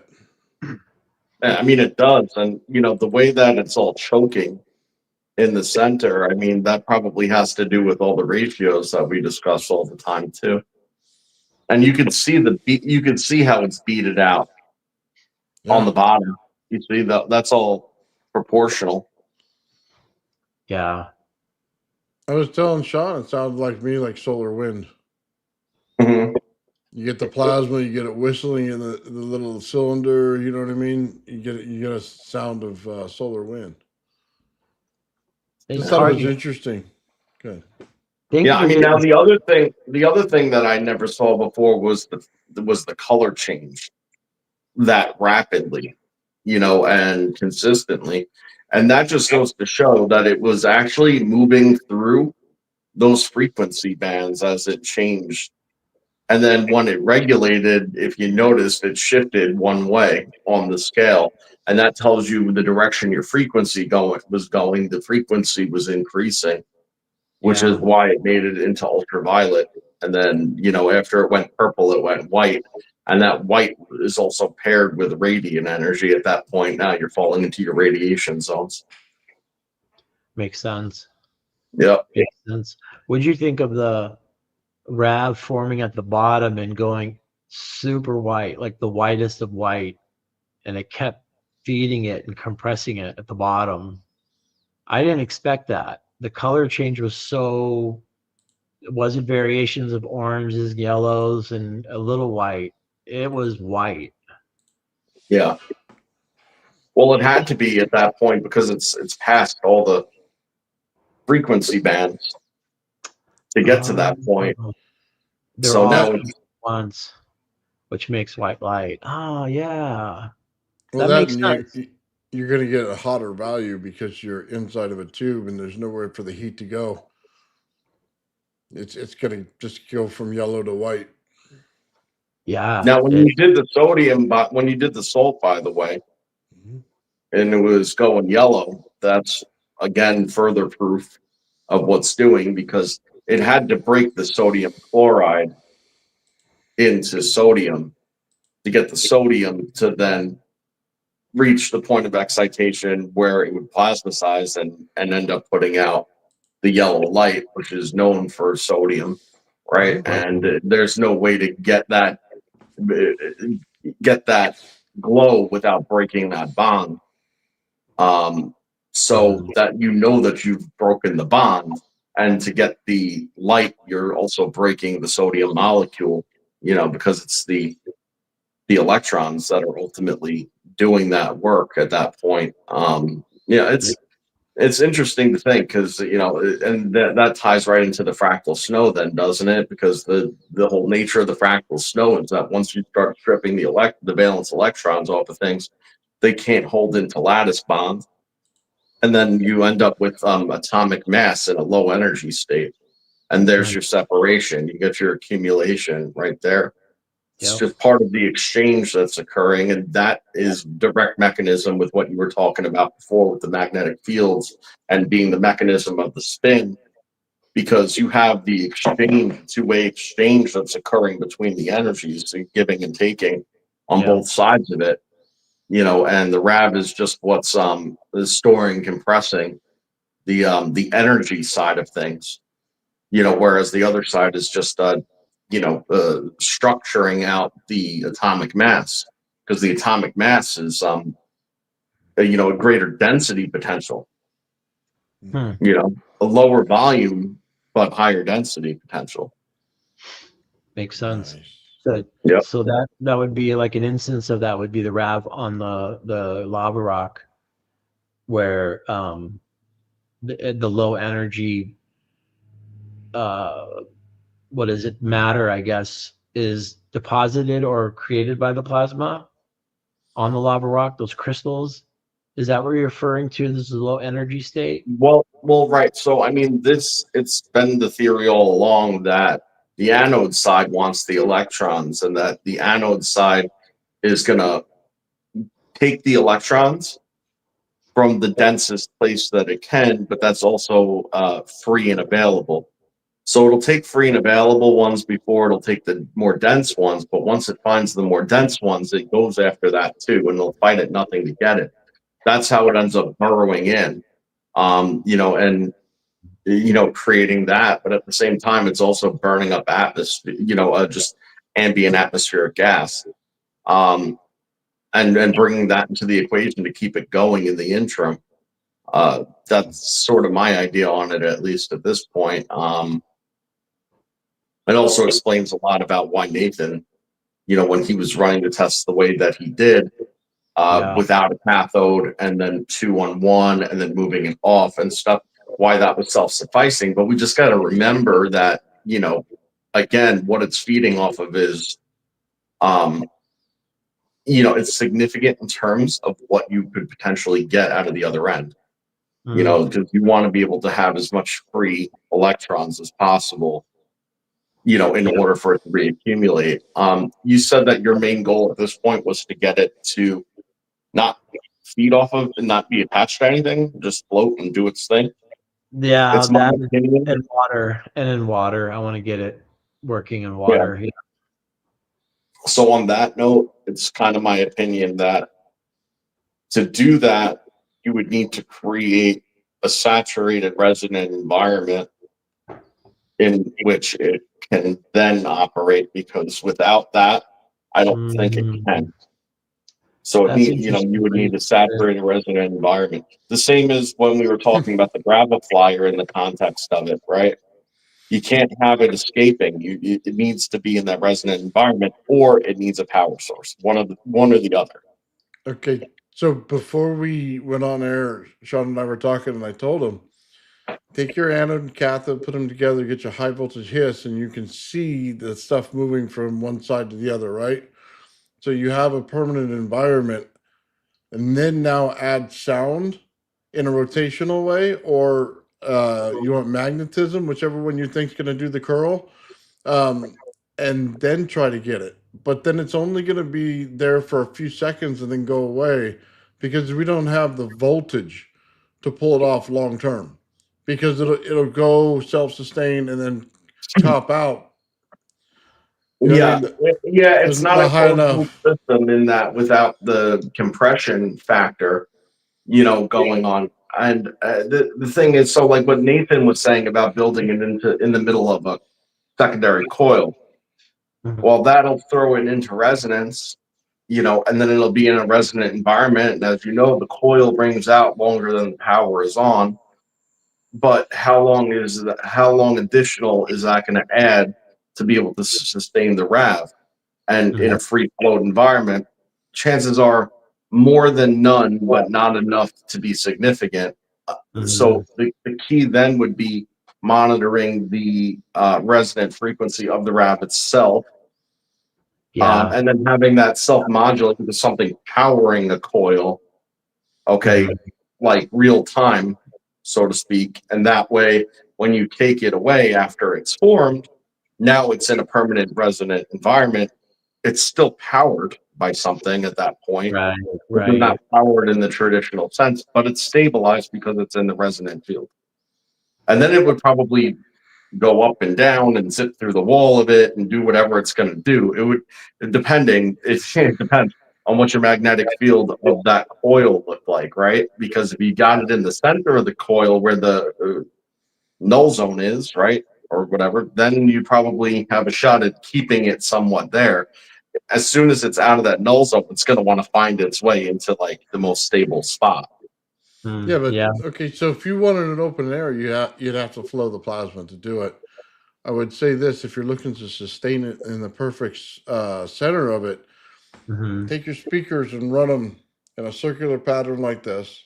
Take another one here, and you basically create the shape of what we know as an atom. And in the center of it is where it's going to hold it because the speaker is all direct in an ultrasonic pattern, and it'll hold it in the center core. If that's what you were looking to do, but open air just to create something that's like a ball lightning, then you would need a free flow from anode to cathode, but with the hiss so you could see the purple plasma, then you need the sound right there or the magnetism to spin it and keep it. Uh-huh. But I don't know that it's going to hold it forever. Is what I'm saying. I think it'll So be you high read Yeah. you speed read my camera mind thing. with this, Nathan, and that was my thought when he said it too. And that's why I brought the field into the Hmm. equation, because the only way to get it without the field would be to use your ambient field, which means that you would need to have a RAV that falls perfectly in sync with both our atmosphere and the Earth and fall properly in ratio as to it, you know what I mean? In Yeah, yeah, order for it to then, because then actually it could run off of that, yeah, but yeah. it's got to be built Yeah. that way. I wasn't saying it to be stable. I was saying it like a lightning bolt. It leaves and travels Hmm. and dissipates. I wasn't thinking it's something that is like a, you know what I mean, self-sustaining, um, you Right, know what I right. mean, existing High speed in, camera is what you would need. Something to just slow it down a little bit. Well, you're yeah, already kind of getting that. You're getting bits and pieces of it, because if you look true. at these things in very slow motion, which is what I do, and you Yeah. Oh zoom yeah, in and you take it frame by frame, you notice bits of compressed plasma flying off of this thing, all like not all Good the point. time, but in certain circumstances. we were Yeah. looking at that Great, earlier today. Yeah.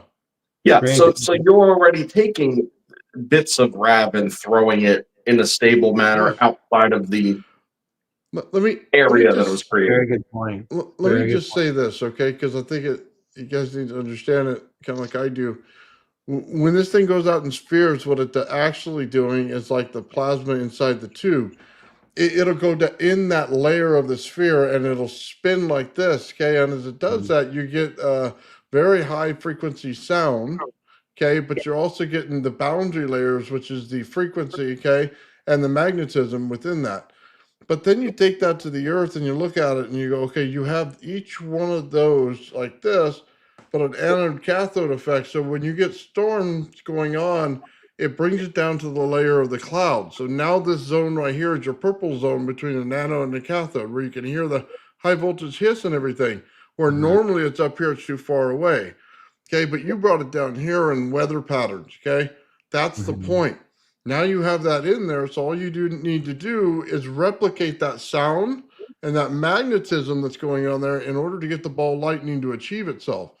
You just have to think of it the way the Earth does it, then redo it in the lab. Yeah, I agree with you 100%. That what you're just saying right there was exactly the same exact reason that I was saying to enclose the gravifier and get the materials right, because it's forcing the compression at that point. And that's why you can hear and see literally the frequency change and quickly and linear in a very linear and logical way, right? Yes. You can hear the pitch going up. You can see the light changing color. You know it's working. And as you know, how do you measure the speed of the rotational force of the RAV? Because we know that that's directly related to the compression. Well, you do it by measuring the frequency bands. That's how you did it, right? So you know that when it's increasing in the frequency, it's increasing in the compression. It's also increasing in its speed. Now, I don't know what the speed would be, but I would gather that you get it to spin fast enough. Okay, at that point, it's still laws of physics. You put anything into that type of motion in that state of compression in a high density state, it's going to keep going like that for a little bit. Like that's just, it's got like that momentum. Spinning it to faster, and so it'll spin longer. That's a great analogy, and it's an analogy that directly relates to what you're saying. Get that thing spinning a million hertz, and boom, it can have some sort of momentum. John Bigham puts in the comments, though, that he thinks that they can be self-sustaining. I'm just checking them out while we're talking. Well,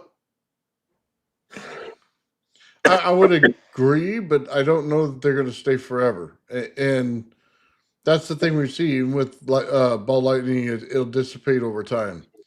It has to do with how much compression and how much energy you put in the compression and how much time it takes for it to fade away.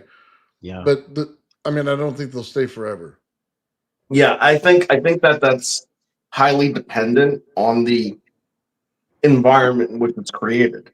You know, the more stable the environment with the less fluctuation of any given factor, okay, would immediately place that in a situation where it's going to last much longer, if not indefinitely, under those circumstances. Oh, if you keep feeding it with the environment, yeah.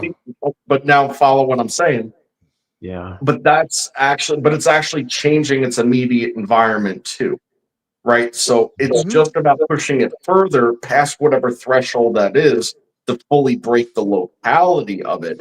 You see, because that's what makes it then superconductive. Once it's superconductive, okay, it has its own environment that is stable. And then it can self-sustain, but it's whatever that threshold is of the difference between it and the environment.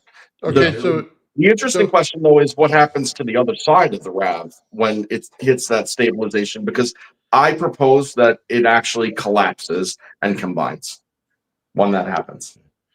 So if you look at the RAV that had the 0.16 millimeter wire and it's balancing on that, you get a pretty much almost 360-degree view of the RAV. So when you're talking about the bottom of the RAV, are you talking about the inside of the RAV, or are you talking about the actual bottom of it? In what context? I'm sorry, I don't know. Yeah, you had mentioned that you're seeing the RAV. Forgive me, I am very having a tough time. You mentioned that something about this is what is going on the outside of the RAV or top of the RAV. But then you said something. Okay, about pardon me. Okay, so what I was saying below it. Well, okay, no, I got you now. So to clarify, what I mean is, we obviously know that what's going on is inverse on the cathode side. It's what we see. It's what the theory said before we said anything. You know. Yeah. what I was saying is we know that that's going on below. Now, what I've proposed in the past, right, is that when you have the breakdown of a molecule down to the molecular level, like, you know, a compound to a molecule, and that we're broken off a lattice, one or the other, right? Same thing Right. mostly. Then you have that breakdown into its electrons and its atomic mass. You have them separate. Okay, so now you have this high energy state, low energy state separate of each other. It's what it's doing. Now, what I'm proposing is that once you cross the threshold, when you break locality, that those sides actually reculminate. Okay, into, and that would be the fusion event, by the way. Be clear. Okay, so the low energy nuclear reaction that we're currently having, okay, is less. I'm not saying it's not transmutive, okay, at all. But what I'm saying is that the transmutation that's occurring is occurring intramedia through the exchange. Okay, whereas if you actually cross this threshold, you'd bring your atomic mass side in to combine with the high energy side, which is their original state. And then whatever resonance that they have is a beat frequency between the two.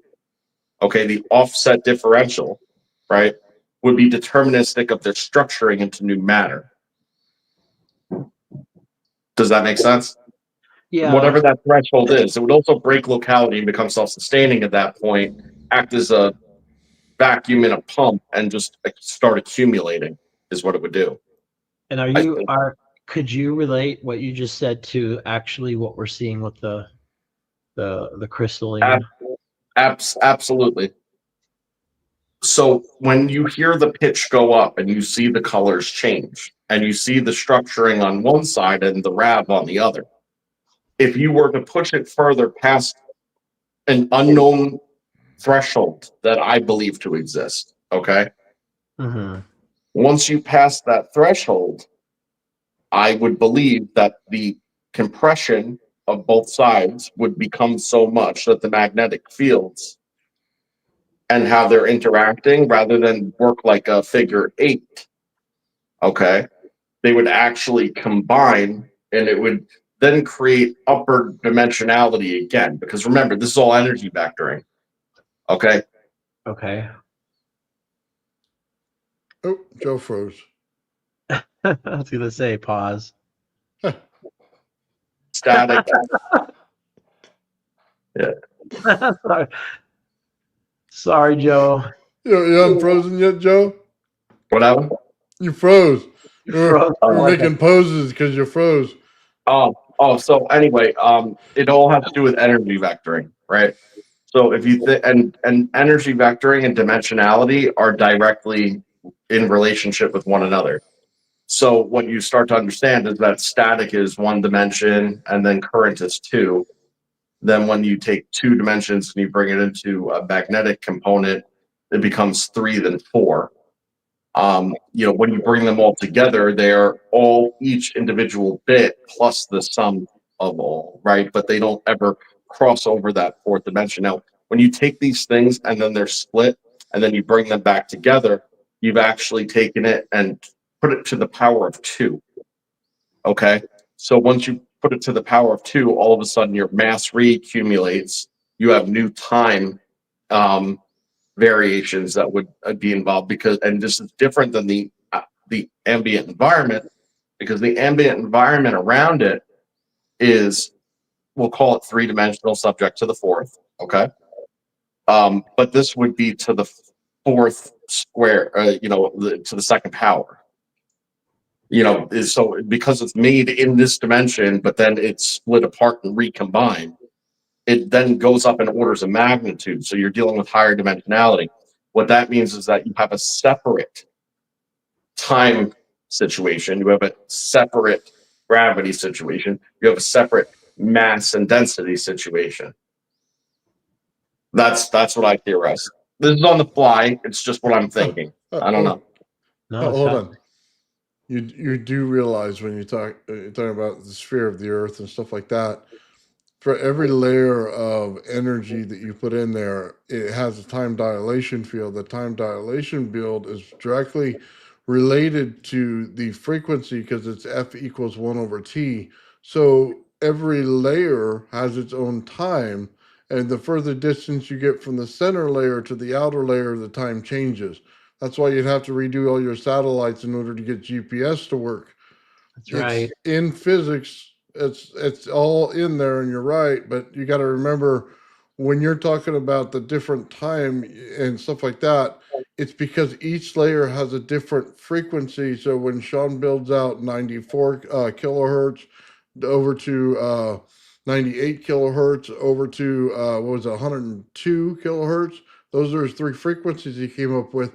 Every one of them has its own time dilation field inside of it based on F equals 1 over T. So that's absolutely perfect in physics the way it works out. Mhm. But that's why each layer that you go up in the earth has a different frequency because they're built out that way. But Yeah. that's the anode and cathode effect in the RAV. It's perfect planetary physics. Right. So we keep on saying this over and over again for almost 2 years now, a year and a half, whatever.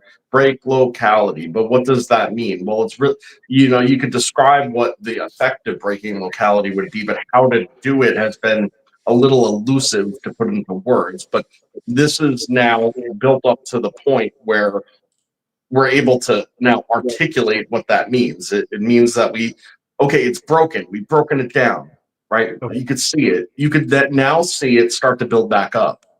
And then you have to bear in mind where you are in the relationship of where you are and what it's doing versus what you're doing right here in this closed system, right? And once that occurs and you break it apart, separate it, have it work together in an exchange, but then recombine it, now you have the fusion event. That fusion event is not subject to the same reality that we're sitting in right now. And that's not. Yeah, I think fusion breaks quantum mechanics because it's the quantum tunneling for hydrogen atoms to become helium. So is that what you're talking about when it breaks? Well, gravity? yeah, that's like a more controlled and unusual state. This is more dynamic than that. Because it's not a chemical reaction. It is a chemical reaction, but the quantum tunneling factor of it, you're already seeing that. How do you think the electron gets through your ceramic that's non-conductive?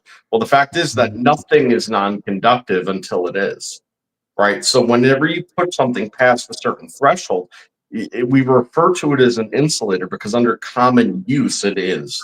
But this is no longer common use because you're taking super high energy potentials and you're compressing them, and then you're putting them into into direct contact with it.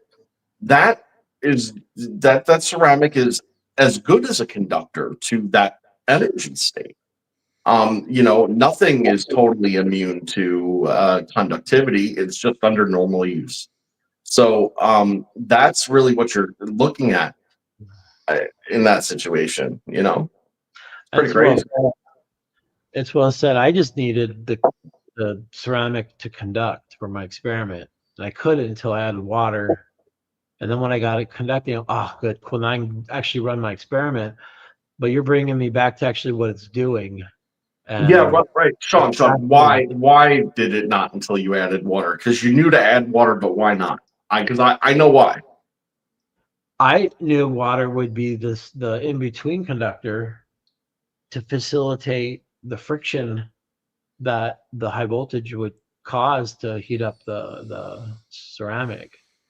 So, I mean, because the water is able to be broken down into a high energy potential state, okay, where the valence electrons can be stripped off of the two hydrogen atoms or two hydrogen molecules, okay, and then it works both ways.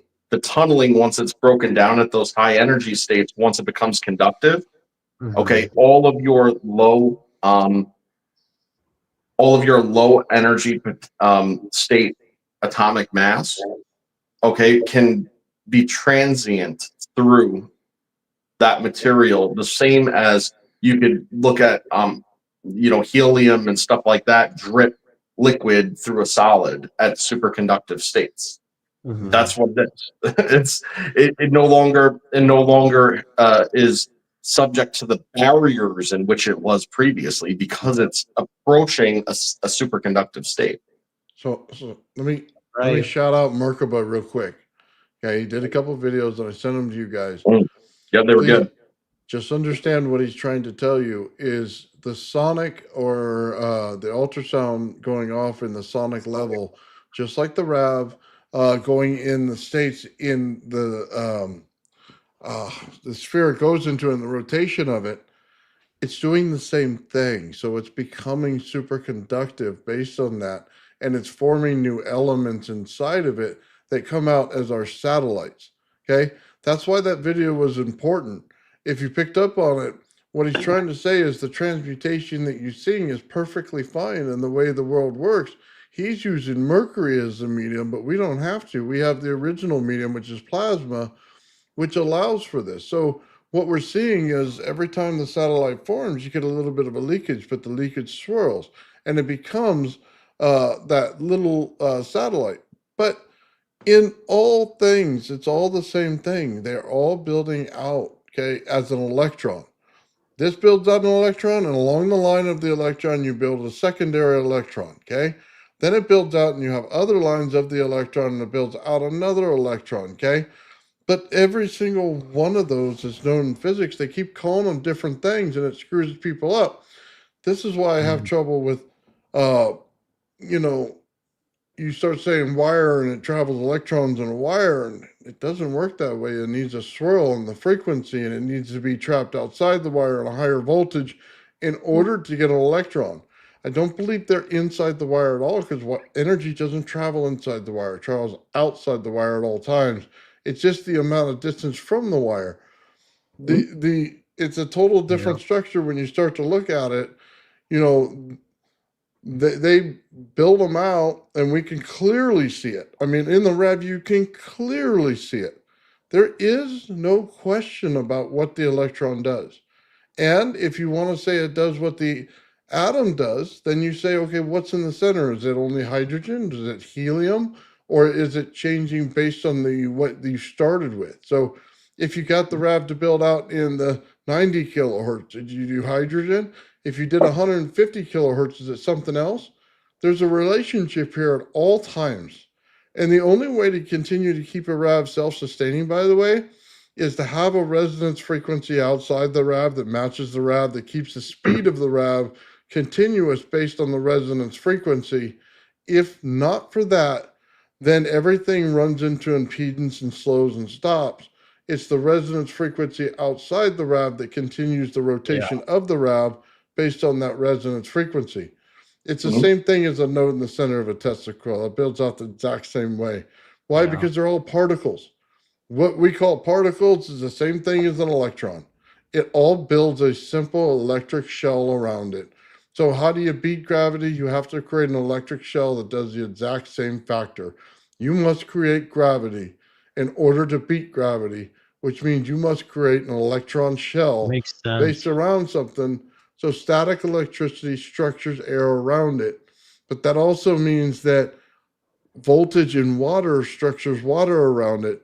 So how do I go from the up in the atmosphere, so down in the water, in a correct path? I must structure both at the same time based on that knowledge. One's in high voltage, one's in low voltage. You automatically create the bridge and go wherever the heck you want because you don't have impedance. How do I create an Einstein-Rosen bridge?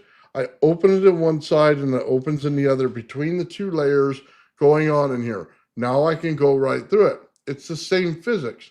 But how do I go from our solar system to another solar system? I simply use the same formula in physics to go from one to the next. So when we write out the physics formula for gravity, which we must understand, and which I did add when I wrote mine, is we have to have entropy in it. you have to have radiation as a not as a factor of building, but it's going to be what happens when you build. So it's always going to be in every electricity system, no matter what you do. Once you understand those things, then you can start writing the true gravity equation.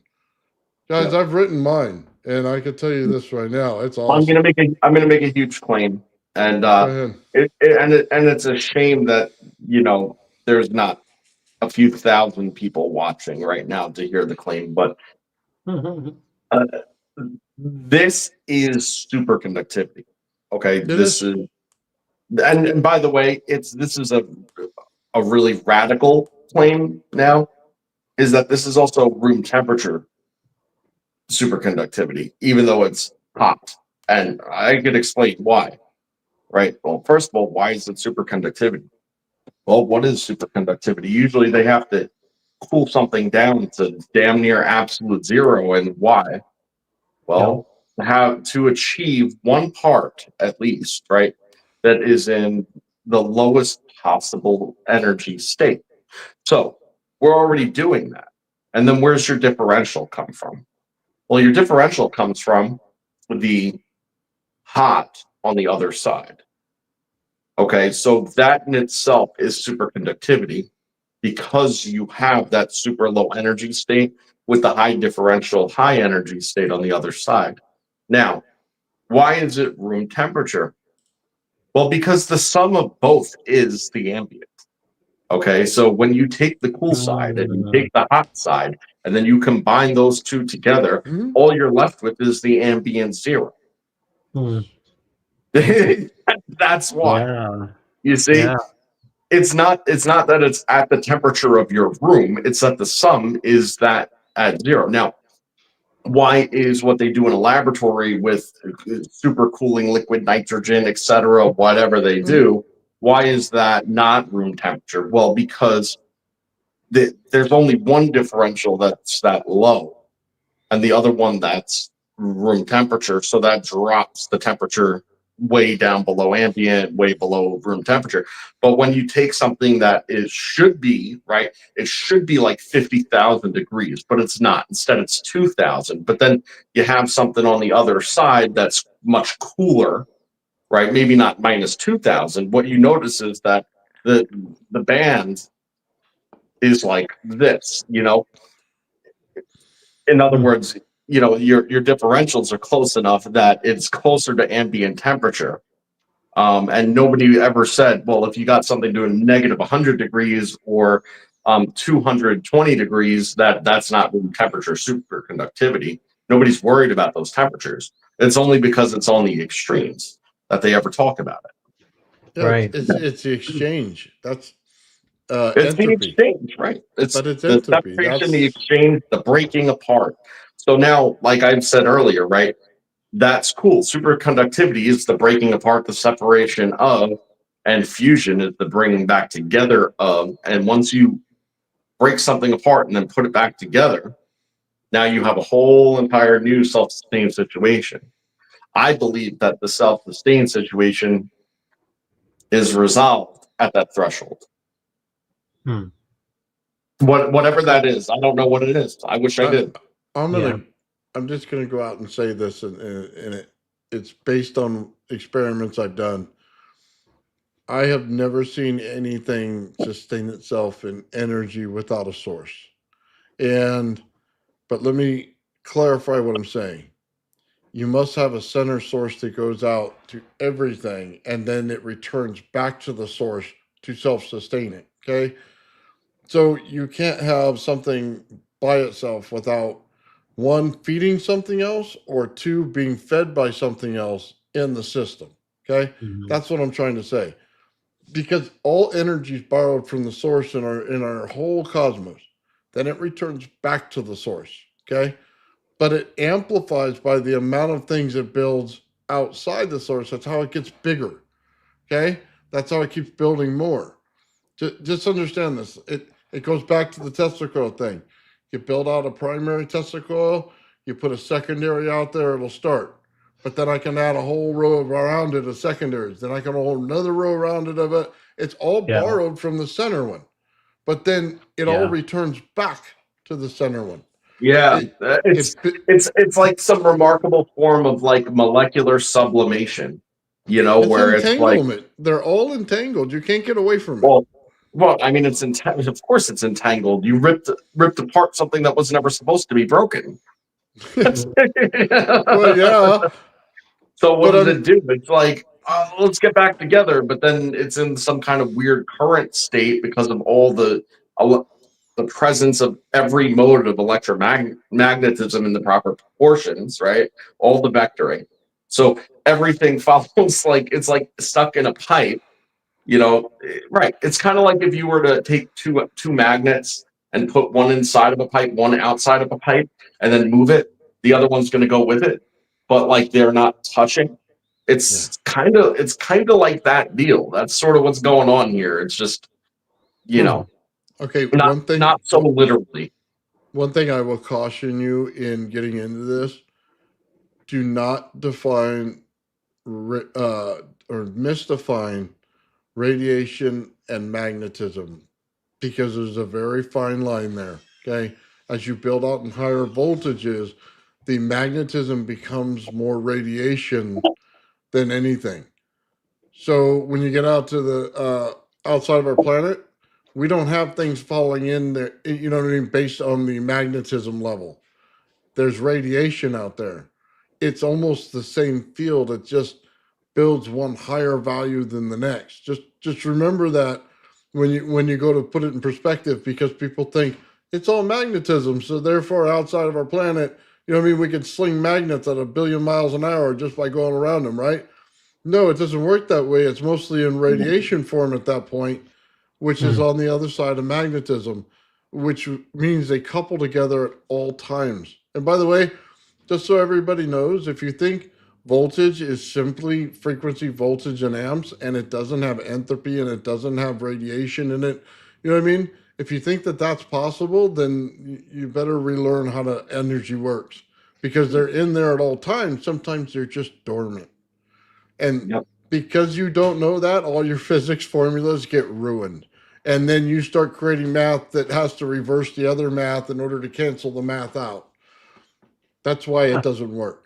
Here, let's use common sense for a second. If you have a regular old magnetic field, like a regular one that like could like suck a car to it, you know what I mean, and like swing it and then yoink it, right?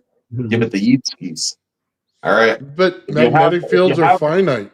So if you have that kind of electromagnet, okay, though, with a traditional field, right? If you placed another form of magnetism, okay, that was smaller in the center of its own power source, okay, and as an offset differential of it, okay, there's going to be a point of interaction that's at probably 3 points, I would say, around the sphere, where it's actually going to put off radiation, because it'll the smaller field in the middle will actually work screw with the eddy currents inside of the other one, revector them, and throw them out as scalar. That scalar will collapse as it's exiting the field and be thrown off as a form of radiation. I don't know shit, but that sounds right to me. How would you bring that to a like on your bench kind of experiment? Because it is fascinating. Make a big electromagnet and then put a powerful but small electromagnet inside of it. So make a ring and then put another one in the middle of the ring, and then allow the first one to build out, and then crank the second one. That's You what I think think. you'd have radiation? Yeah, I think you would get equatorial radiation. Okay, and then I think you would get also you would get like tropic, if you want to think about it in terms of like the Earth, right? You get tropic radiation as well. John, so you'd get the 3 rings. I'm laughing a little bit. Okay, so just understand what you just said. Big electromagnet on the outside, small electromagnet on the inside, and you get radiation, right? Okay, that's a sum. What do you think a Tesla coil is with the wire down the center of it? Mm-hmm. Just throwing it out there for you. You basically have an impulse Oh. radiation because you're forcing the energy inside the wire itself, right? Therefore, Mhm.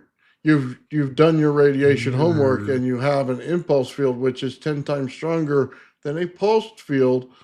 So yes, it's Yeah. definitely ties into radiation with magnetism. That's why I tell you, don't mistake one with the other, because your sheath layer is radiation and magnetism combined in Mhm. that layer.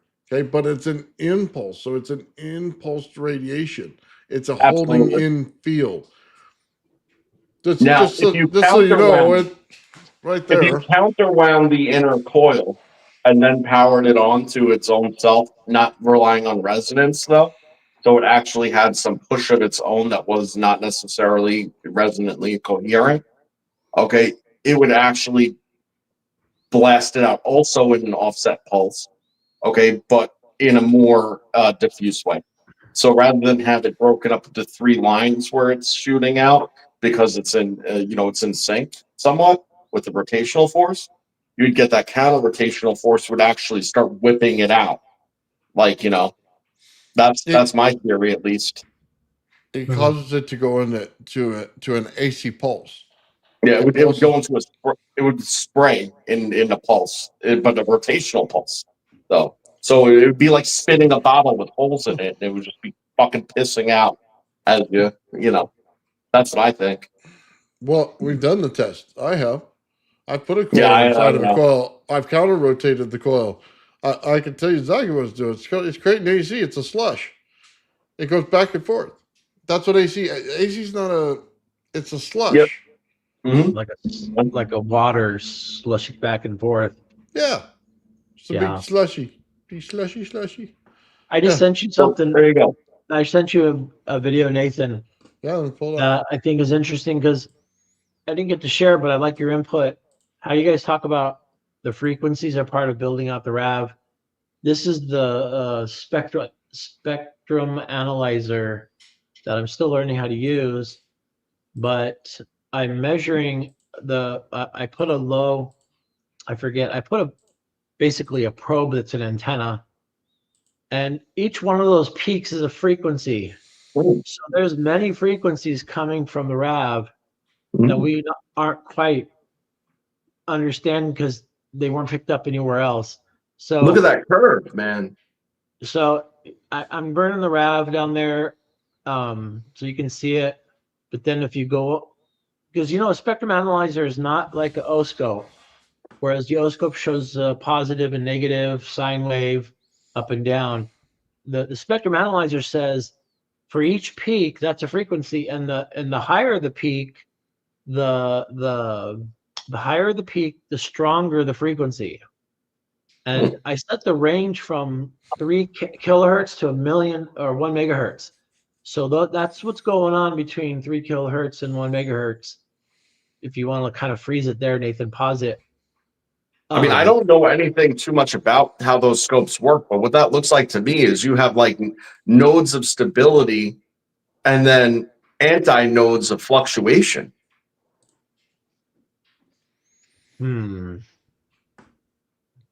That's It's like interesting. hitting Yeah. those marks, but then your other marks, they're there, but they're in a state of fluctuation. That's just such a weird waveform. I know it's not a linear waveform, like you just said. I'm Right. aware of that, but I'm saying like where it reduces, it's noise. Yeah, it's got a lot of noise in between the peaks. You're right. That's what I'm saying. Yeah, I don't know if that's standard or what. I don't know, but I mean, it seems like because there's no noise-free environment ever, I think we probably could rule them out. But those peaks right there, you can't rule out because normally when you're measuring something, it'll have a primary frequency and then it'll have a few harmonics, but these are all equally peaked, uh-huh. and each Yeah, hump it's is a so frequency. regular. Yeah, it's so Yeah, regular. Yeah. exactly. So one hump is, you could say, is 100 kilohertz. Next hump is 200 kilohertz. The next hump is 400 kilohertz. Each hump climbs up to the megahertz. All right, I have a question for you, Shawn, but I need to take a 2-minute break. I'll be right back. All Sure. I have your answer. You want to know what the answer is? Yeah, that's why I brought it up. Tell me. Can't wait. Okay, take your capacitor bank to your Tesla coil and run it, and you're going to find different zones in which the frequency itself will hit a resonance level. It'll peak. Yeah. Then it'll go down towards the static. Then it'll peak when it hits a secondary resonance level. Mm. Okay. I have a coil that I set it up on, and I'll hit it at about 250. I'll hit it at 450. I'll hit it at 750, and then I'll hit it at 1250. Okay. It's doing the same thing here. Every single one of those is my spike, and every one in between is just noise because it won't do anything. That's exactly what it is. It goes back to how you see your Tesla coil built out. Most people think that a Tesla coil is one frequency, and that's the amplification. It's not. There's a ton of them in there. It's like radio frequency in your Tesla coil. When you go to look it up, which one is my correct frequency? Well, one's the highest amplitude frequency, but the other ones are still resonance frequencies inside the Tesla coil. That's right. So it's just like, and just like Limited State says, it's like AM radio tuning. Every single one of us is a station. Only one comes in real good on your AM dial. Yep, makes sense. Yep, that's the answer. Makes sense. I do this every day, Shawn. No, I know. I'm just catching up to you. So yeah, what do you think the next steps are? Well, actually, there's a couple questions in the comments, if you don't mind. Go for it. Oh, hold on. Before I get there, I need to do this, okay? Darren, I want to say thank you earlier at the beginning of the show. He came out, man, with a $5 sticker. I want to say thank you to You're Darren. awesome, Darren. Right on. Darren. There was a comment that I wanted you to get to, two of them from the same person, Shawn, right here. Okay. Are you familiar with with Dr. Jonathan Phillips at Naval Postgraduate School on super dielectric materials? No, I haven't heard of them. Okay, so you may want to note that. I don't watch news. I don't read. No. Thank you for that. I'm going to write it down. Dr. Jonathan Phillips. Thank you so much. And he gave a little more expression on what that meant. I'm just going to write it down here real quick. Oh, sorry. I'll put it back up. I just want to see. Jonathan Phillips. Super dielectric material. It makes a lot of sense to me already why he's asking, and the next sentence will make even more sense why. Okay. I'm good. Thank you. Okay. It's basically has to do with the capacitors. And we already know that this thing is one big giant capacitor. I'm sorry, but you could test the frequency of each layer of a capacitor. And I'm laughing because you could do it in aluminum layers on a high voltage capacitor and get the same answer, which means energy completely repeats itself. And we keep doing the same thing over and over and over again. And I find it hilarious because I guess I'm like one of the few people in the room that see it. And everybody else keeps trying to call it everything else. And I'm going, but that's my diode. That's my capacitor. You know what I mean?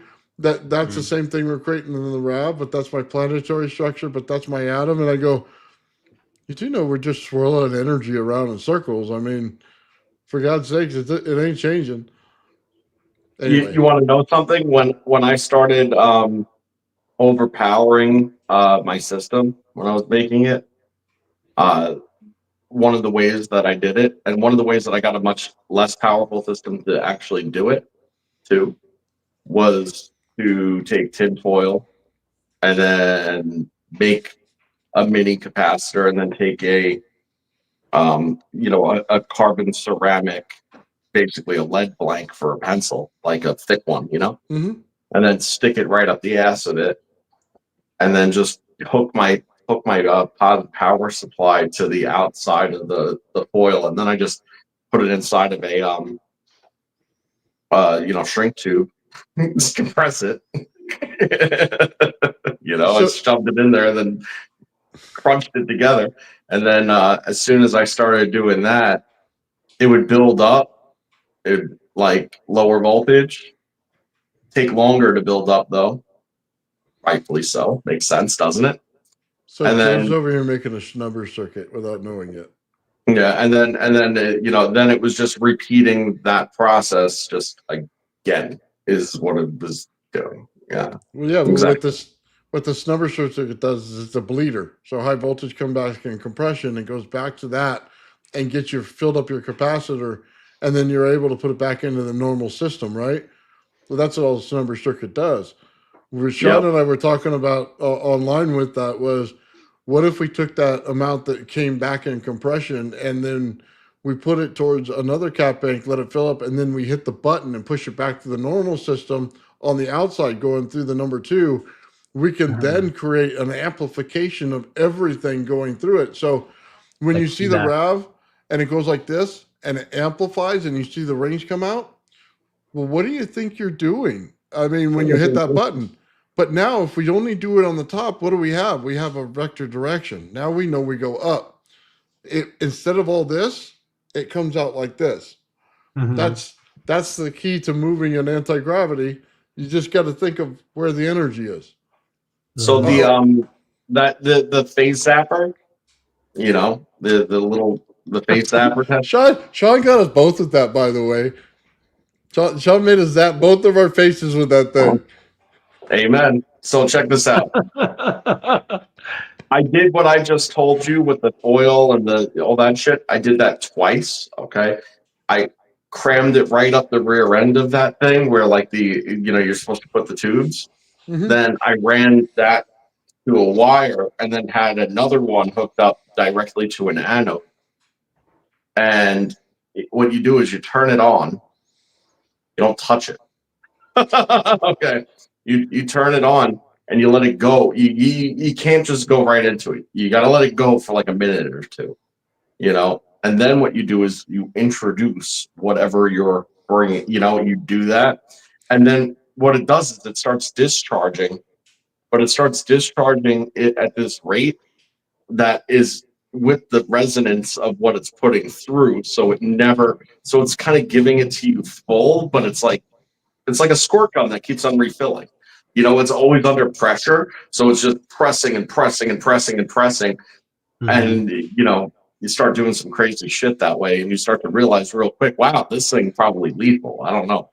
Well, yeah. I mean, I don't know Have if you you realize. been bit by it? Has it Not bitten like you? that. I was pretty cautious and I kind of knew what I was getting into. So I wasn't trying to find out, Right. but Like Nathan? I got bit by it. Yeah. It's not You that got bad. bit by it? Yeah, it's not as bad as you think it would be. Yeah. No, I mean, I've done stupid shit like it hit with it with no tube, and stuff but with no capacitor things in it. Oh, I full on grabbed it. Yeah, it gets you. Make sure you use one hand. Mm. Hey, Yeah. Have you been shocked? Listen, knock wood, but any of the dumb shit I've done, I have never paid the price for it. So Smart. Nathan, have you been bit by the flyback? By the flyback, The high voltage? yes. That hurts. Yes. That hurts. I had It a hurts spark like gap. it hurts because it's AC. I had a spark gap. I had rubber gloves on. I grabbed one end of the spark gap with my gloved hand, the other end, and it ignored my gloves, went right through my arms. Oh yeah. I thought it stopped my heart. oh, Jesus. I was like, Shawn. oh my goodness. Thankfully, the current's low. I mean, I don't recommend it. You'd probably kill your pacemaker or something. But yeah, that hurt. Yeah, it sounds pretty unpleasant, man. That's All right, guys. Real quick, I want to give a shout out right here to Deadfish Cheese Bread, man. He's doing another documentary on the orange crystal orbs. So the last one was really good. Joe was raving about it all day when he put it out. Great. Educational, told the story, and was widely entertaining all at the same time. It was great. Do you have a link? Yeah. Nathan, do you have a link to his channel? Give me a second and I'll get it for you. Put it in Awesome. there. I wanted to make sure I showed those things, guys. Let me pull that up for you.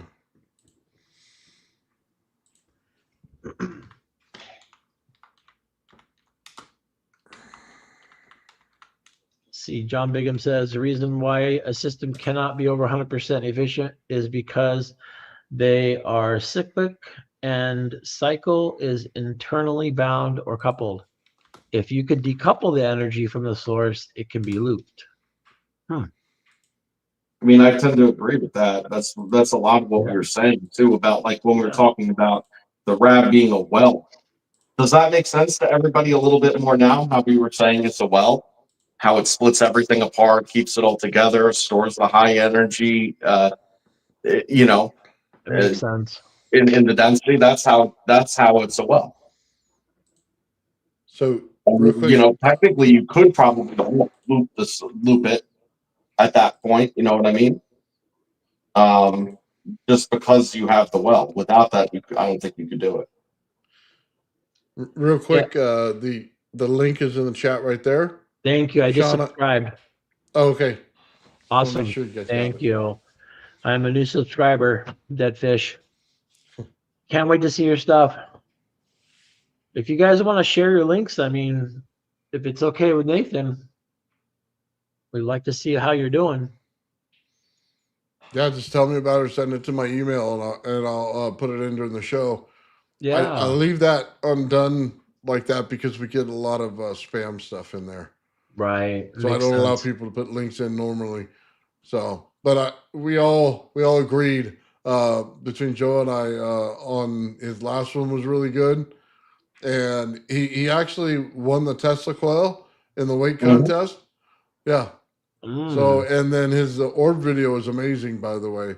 When he shows the crystal and it shoots off. So when you get that on the shorts, you'll trip out on that, Shawn. Yeah. Oh yeah, and I have I actually have slowed down footage of that I also modified, and there is some weird structure-y thing going on underneath that orb, like a cube. It looks like a cube. I sent it to Deadfish. He saw it, you know, but it's like a multicolored cube that reveals itself when you mess with the levels if you pause it at the right moment. Actually, if you, no matter when you pause it, frankly, but you know, I was able to get it on a few different stills, clear as day. I'll slow it down and put it Very out there. geometric. It's like there, and let's put it this way: you'd never fake anything like that because you see his video, and it's literally just wow. That's the video, right? Yeah, who knows how to slow it? Yeah, and look for it. And right, who's gonna stop it and then oversaturate it and then blow out the levels and then you know to reveal something that is clearly not there. Wow. Like it's yeah. Can't wait to see it. Here you go. Let me show you it happening in slow motion when things appear. Hey, thank you, John. I'll be safe with one hand, brother. Thank you. Look at that. In full speed, you can't see the dots. In slow motion, It's so they crazy. appear. With the fields around them and everything. And by the way, what side of that is it? Have we been saying that shows the other side, right? That's what we've been saying all along. What is on the other side? Oh, crazy. Atomic mass. How do atoms arrange themselves? Just like that. Look at an electron microscope. It's macroscopically showing you what the atoms are doing. That's so crazy. So look at the figure. You got cubes in there. Yeah. You got triangles. They might even. I don't know, man. It kind of. Not exactly a Merkaba, but it's kind of close, man. Hold on. Give me a sec here. I'm looking close at it. Give me 1 second. When you look at the patterns, it's 5 and 3 is how that's structured. You know, if it had one more, it would actually. There's one at the bottom. There's one at the bottom. There is one at the bottom. So I mean, the way that's structuring is actually like what we've been saying all along, like the Cogome lattice. Yeah. I try to tell people. Yeah. When people go, oh, it's a lens effect. Well, how do you break apart light to understand it? You use lenses. I mean, Yep. it's like, of course, it's the lens effect. We use lens effects all the time. My spectrometer is a lens effect. It breaks Well, up so hold light. on with the lens effect, Nathan.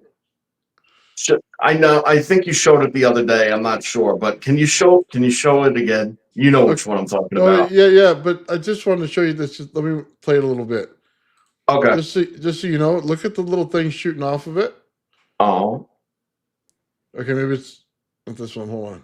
There it goes. It's shooting them off, right?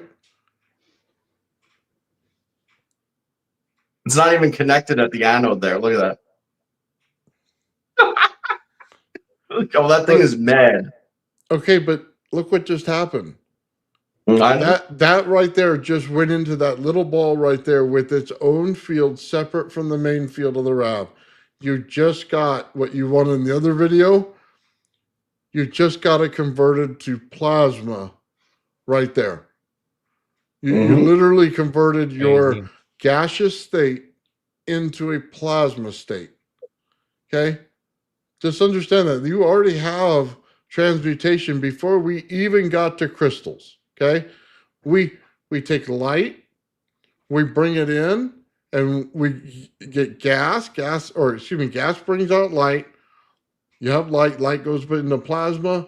Plasma forms in this thing right here, which is the center point, which breaks things down, and then it converts it to new stuff, which is crystal. Yeah. That's and how shooting transmutation out of it. works. Yeah, we have it. We have it all. Yep. There's no question about it. It's on video. We have it all. We have transmutation exactly from start to finish. I mean,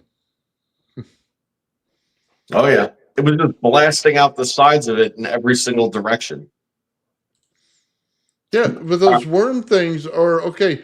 So you talked about the worms going on in fusion, right? And how they come out, what those little blasting things are.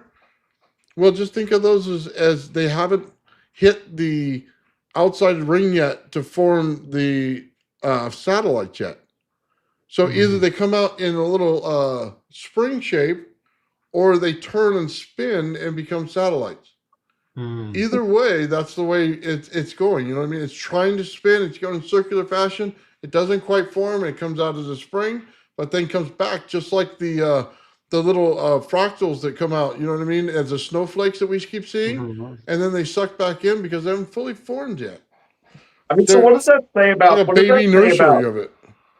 So what does that say about laser patterning? Because that's what that looked like, is a laser pattern. You know, like if you have a green, right? So what does that say about that? Does that mean that you could split apart a laser through a filter in a certain lattice pattern and just get that out? You know what I mean? Okay. Like, does that mean that? Like, I don't know. I'm trying to digest it. You're literally taking sound and light and swirling it. This is the point. But this is the point. It's all the same freaking thing. Oh, Again, right, I know. it's how much you adjust each portion of each thing. Okay? How much entropy did you put in? How much radiation did you put in? How much magnetism at that point? Because it'll go from a sound wave to a light wave. Okay? Then it goes, you know what I mean? It's changing based on those things that are create gas in between. Gas now lights up because of it. So now you get what I'm saying? There's ways that it changes, but it all has to do with they're all in there at all times. You simply amplifying a little bit more of one and then amplifying a little more of the other. That's how it all works. That's the whole shebang right there. That's how energy works. The problem is when you go back to Maxwell's equations, he didn't know it because Faraday didn't know it. Okay. But when other people start putting it out, they're not realizing those things. So when I tell you there's entropy in it from the beginning, I could play with the heat in your electrical system and completely change every value. Okay. I could do it with frequency. Shawn and I were laughing our butts off. We go, DC has frequency. And Shawn goes, what'd you tell me? No, it doesn't. I said, no, DC does not have frequency. when Nathan goes, "Well, I'm going to Google it," and so Nathan Googles it, and Google says DC has 0 hertz, and I said, "See, Nathan." And he said, and then Nathan started showing me examples where DC has frequency. So he proved me and Google wrong. Yeah. So, but right, that's So, a both. That's a both because DC in its native state is in a static state, and in order for it to be usable, you have to move it. And in order for you to move it, it has to have a frequency as a carrier because without it, then it's not in motion. okay. So that's So And it's let always me moving. break this to you. This is the same thing a magnet does. Okay. They're going to tell you a magnet has a pulse only, so it's a PWM. It is a set frequency at a set height in there. It's a moment in time. Okay. Just understand what I'm trying to say to you. But that's exactly what they say DC is until you start converting the amperage to voltage by changing the frequency. But then you think about it, what do you do in the meg to make it work right? It is that same structure in a magnet that you're playing with. I am now changing the frequency of the meg in order to get my magnetism out of my magnet. Okay? Just understand what I'm trying to tell you. That same trick works in the same way there. Now you understand that there's a correlation. I literally can change your system based on knowing this, okay? Because it's not that it doesn't have a frequency, it has a set value, okay? And that set value is how many volts and how many amps you have in the system. That's what the pulse rate is telling you, but it still has frequency because frequency will change all things. And if it didn't work, by the way, then I couldn't take high voltage and change the frequency on you right in front of your face, right? But the fact is, I can. And I do it to people all the time. But what does that mean for my magnets now? Think about that. What does that mean for my magnets in a meg? Now I can change it and I can open and close the lock. Back and forth, oscillation, back and forth, okay? That's the beauty of it. Once you learn electricity the right way and learn that everything's in there already, then you have it. I did the wrong way. People go like this. They go, AC's like this on the sine wave, right? That's what we're all taught.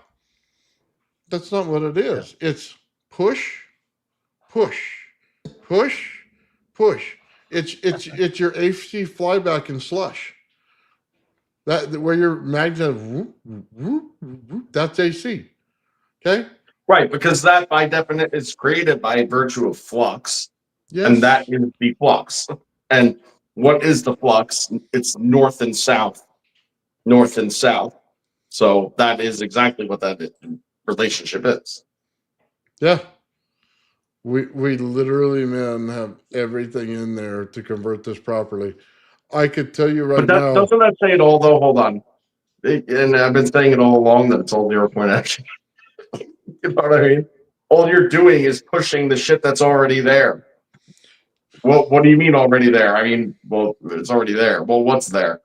You know, the shit that's the fabric, you know, the thing that holds everything together. The stuff where if you push all of it out, it all has to collapse back in, which is why you get it all under that circumstance. But by the way, let me just say this because I got to say it while Shawn's on here because there's a reason why different metals will have a different electrical value because of how fast they run on the surface of the metal. Okay. So when we go, copper has a higher resistance to magnetism, right? But silver doesn't. Silver has a lower resistance. But what if I use graphene? Okay. What am I looking for? What was Floyd Sweet looking for? What was the fastest metal he can put in the center of two conductors? That's what he wanted. What was the fastest rising thing he can put in between it? If you put bismuth between two pieces of aluminum, you get 3 to 4 times the spike in energy level than you do with copper. Okay?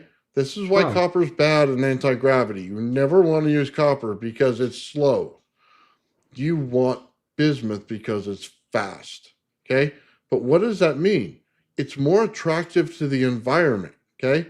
This is where it plays with entropy. Okay. It pulls in the energy from the environment faster, which gives us the rise and spike in energy faster. Okay. That's what's going on here. So when he's doing his energy, it's based on material science. Okay. He's using different materials in order to do it, but he's not the only one. Okay. People that find over Unity systems, you're going to find certain materials in every single one of them, and they do not lie. Okay. Every one of them has a high voltage spike in it because you don't create energy. You pull it in from the environment. You are losing and pulling it in from the environment with copper. The only reason we use copper is because it's cheap. So when they tell you in ancient Egypt that gold changes the frequency, it changes how it acts in a system, it's because the speed over top of it is way faster than copper. That means it has a different value altogether. Well, there is a a material failure element to that as well. Now, in ways that we've discussed using bismuth in the past, it becomes inconsequential because it's contained and whatever. But with its low melting point and on, let me just tell you a secret here. It becomes superconductivity because of what you did to it. Okay? Well, I understand that. It goes to a lead state, but it's superconductive lead. It's part of the not phase shift not fusion. regular. It's a new phase, and thus it's at cold or room temperature superconductive by becoming that quasi crystal or plasma ionized state of matter. Bernie comes in hot. That does make sense, but it's a matter of sometimes getting it there, right? That's sort of the thing. Well, that's the whole key. It's kind of got to reach that failure point to be able to get its. Well, it has to do that phase shift. It has to reach that energy the level phase shift, density, which is what I'm saying. And that's the key to it, and why modern science doesn't understand, because currently they need particle accelerators like CERN to be able to activate and to be able to strip the electrons and the interactions, ignite and overcome that plasma / ionized energy barrier and density. And that's what we are restructuring with this plasma fusion. Amen. Yo, Yeah. do you see some irony with this screen right now? You have like the two bearded guys over here, and then the two glasses guys over there. It's all right, more Zen for you, brother. There we go. We got to put in a woman in the center. We'll play Brady Bunch. Right, exactly. Dude. We're on the cool side. Cool guys. Yeah, what was that tic-tac-toe game where they start lighting up the boxes everywhere? Yeah. Or celebrity checkers or whatever the heck it's called. Yeah. It's not celebrity deathmatch. I know that. Definitely not. We're trying to avoid that one at all costs. Celebrity deathmatch. Oh man. So what are the next steps with these crystals? What do we do? Oh, hold on. Raise the frequency, find the threshold. Well, we gotta first find and confirm the quasi-crystal aspect, because by definition, if they are such, they do and interact with time dilation, and thus present the possibility of time radiation dilation if you put too much energy into them, and a possible side effect, right? And that's how you don't want to fry yourself, even though it like confirms the matter. It's like, and you're dead like an alchemist of the old ages. Yeah. Okay, but if we do it right, I think that's like the warp drive aspect of the crystal or engineering, or the bubble of time fields, so that we could potentially develop it into a time machine. So there's that. Well, hey, so check this out. Remember how I liken this to like a black hole, white hole situation? Mm-hmm. Right? Well, what I propose is that the major fusion event, the self-sustaining one that I was talking about earlier, that happens at that high frequency threshold that we don't know what it is and we have not reached, would mean the collapse of the two. Now, obviously we don't really know, but let's say we're playing little thought experiment here. What happens when you take the white hole and the black hole and you crush them into each other? Well, Singularity or a what's it called? A chain no, you get an equilibrium Chain state again. No, you get an equilibrium state again.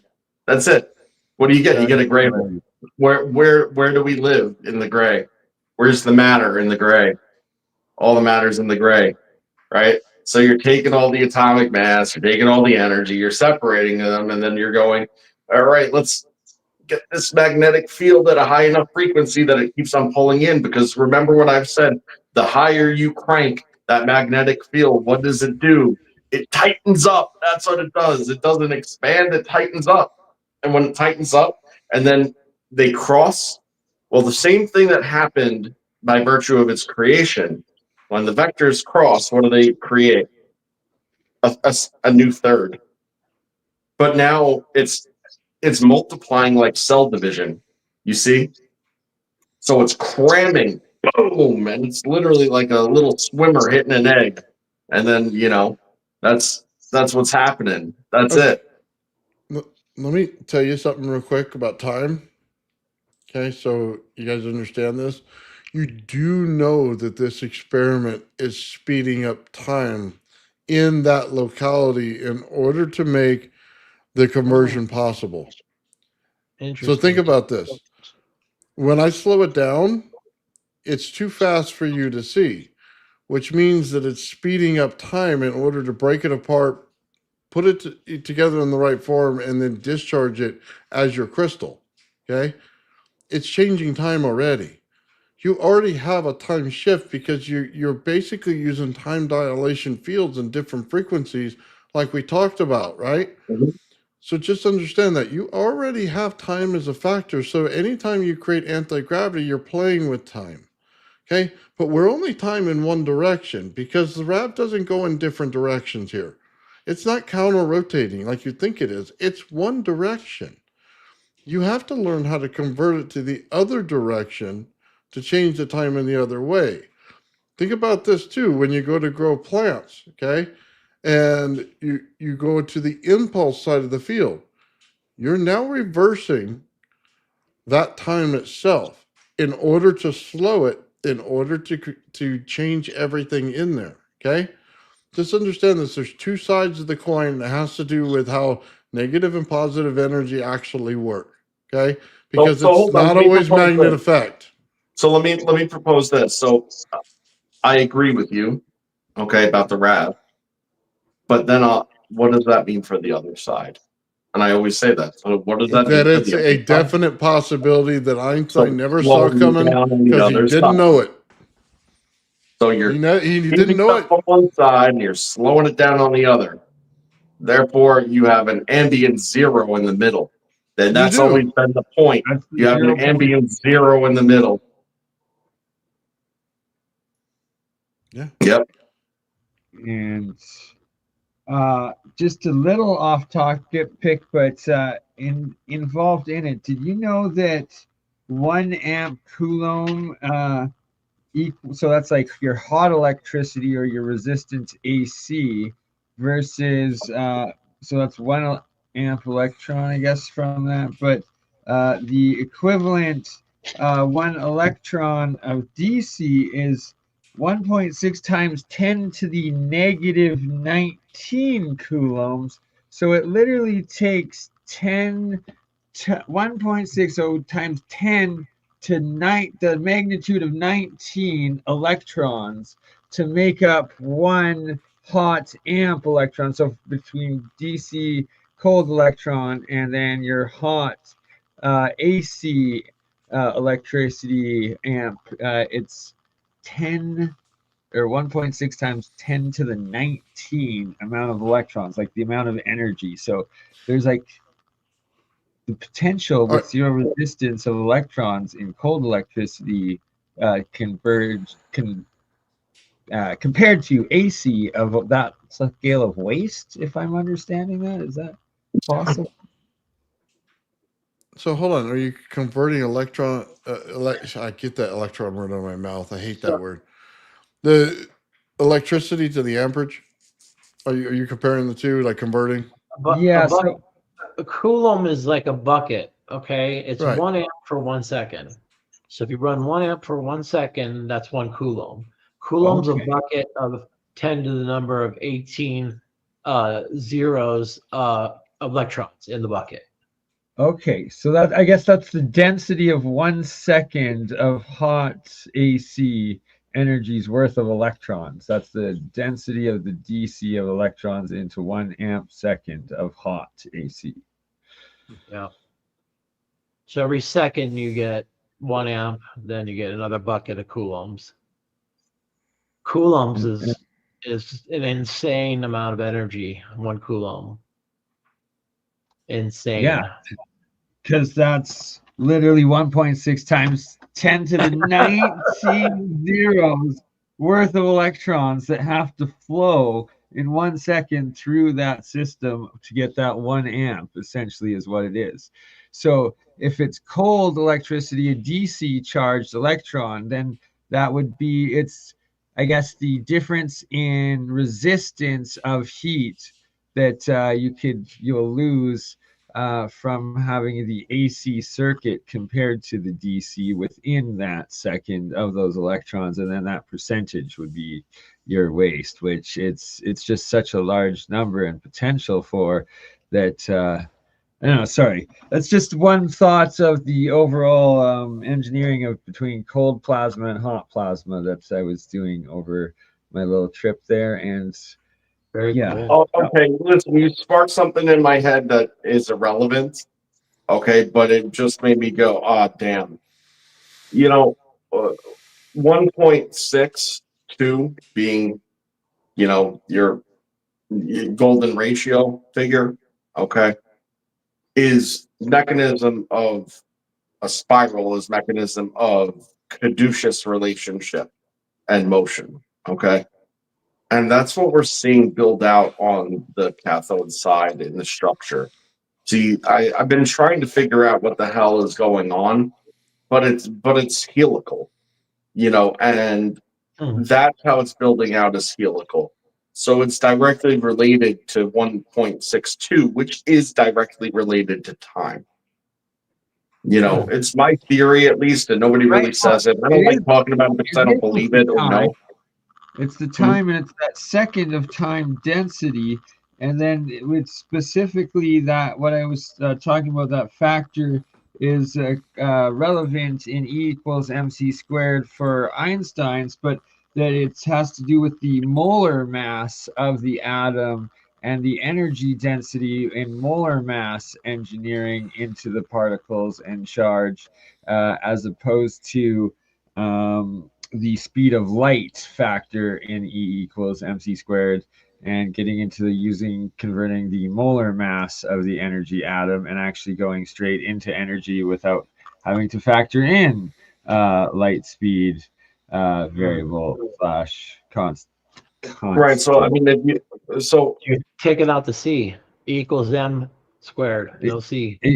Exactly, and replacing it with that time and energy or particle electron energy equation instead, density, and then you have direct conversion of mass into energy through electron charge numbers of specific amounts, right? So or volume of units of the base particle charge of the electron into it.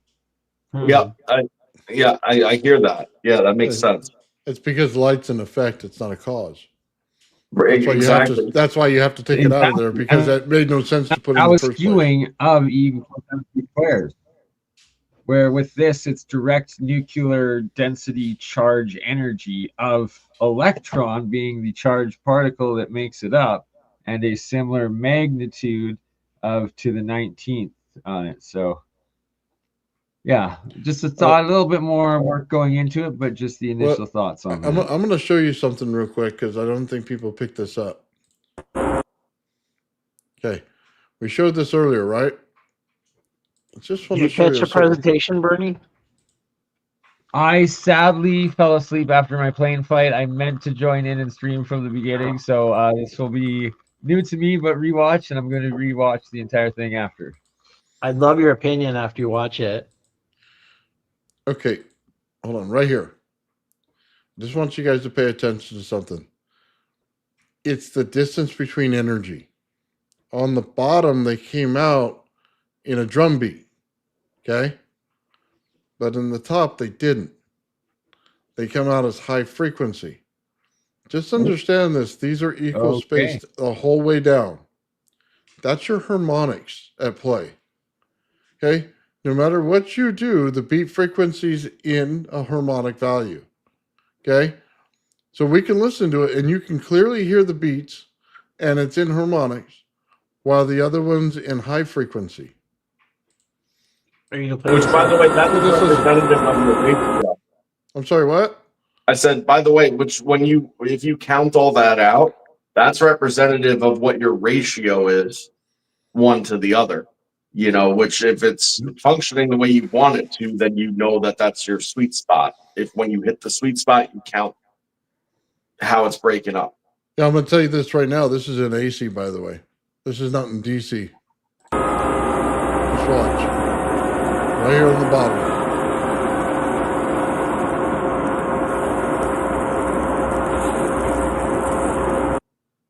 You hear that right at the end? That's your beat frequency. Whoa, whoa, whoa, whoa, whoa,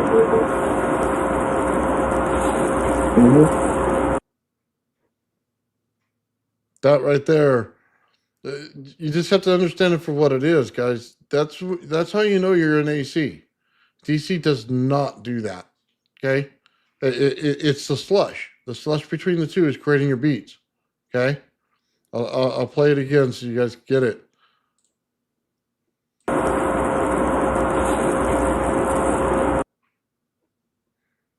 It's there. It's just that little bit. That's all it is. But so let's tie this back together. We always talk about harmonics. We always talk about resonance. Okay, but they're all tied in. I mean, that right there is telling you exactly how it's tied in between everything.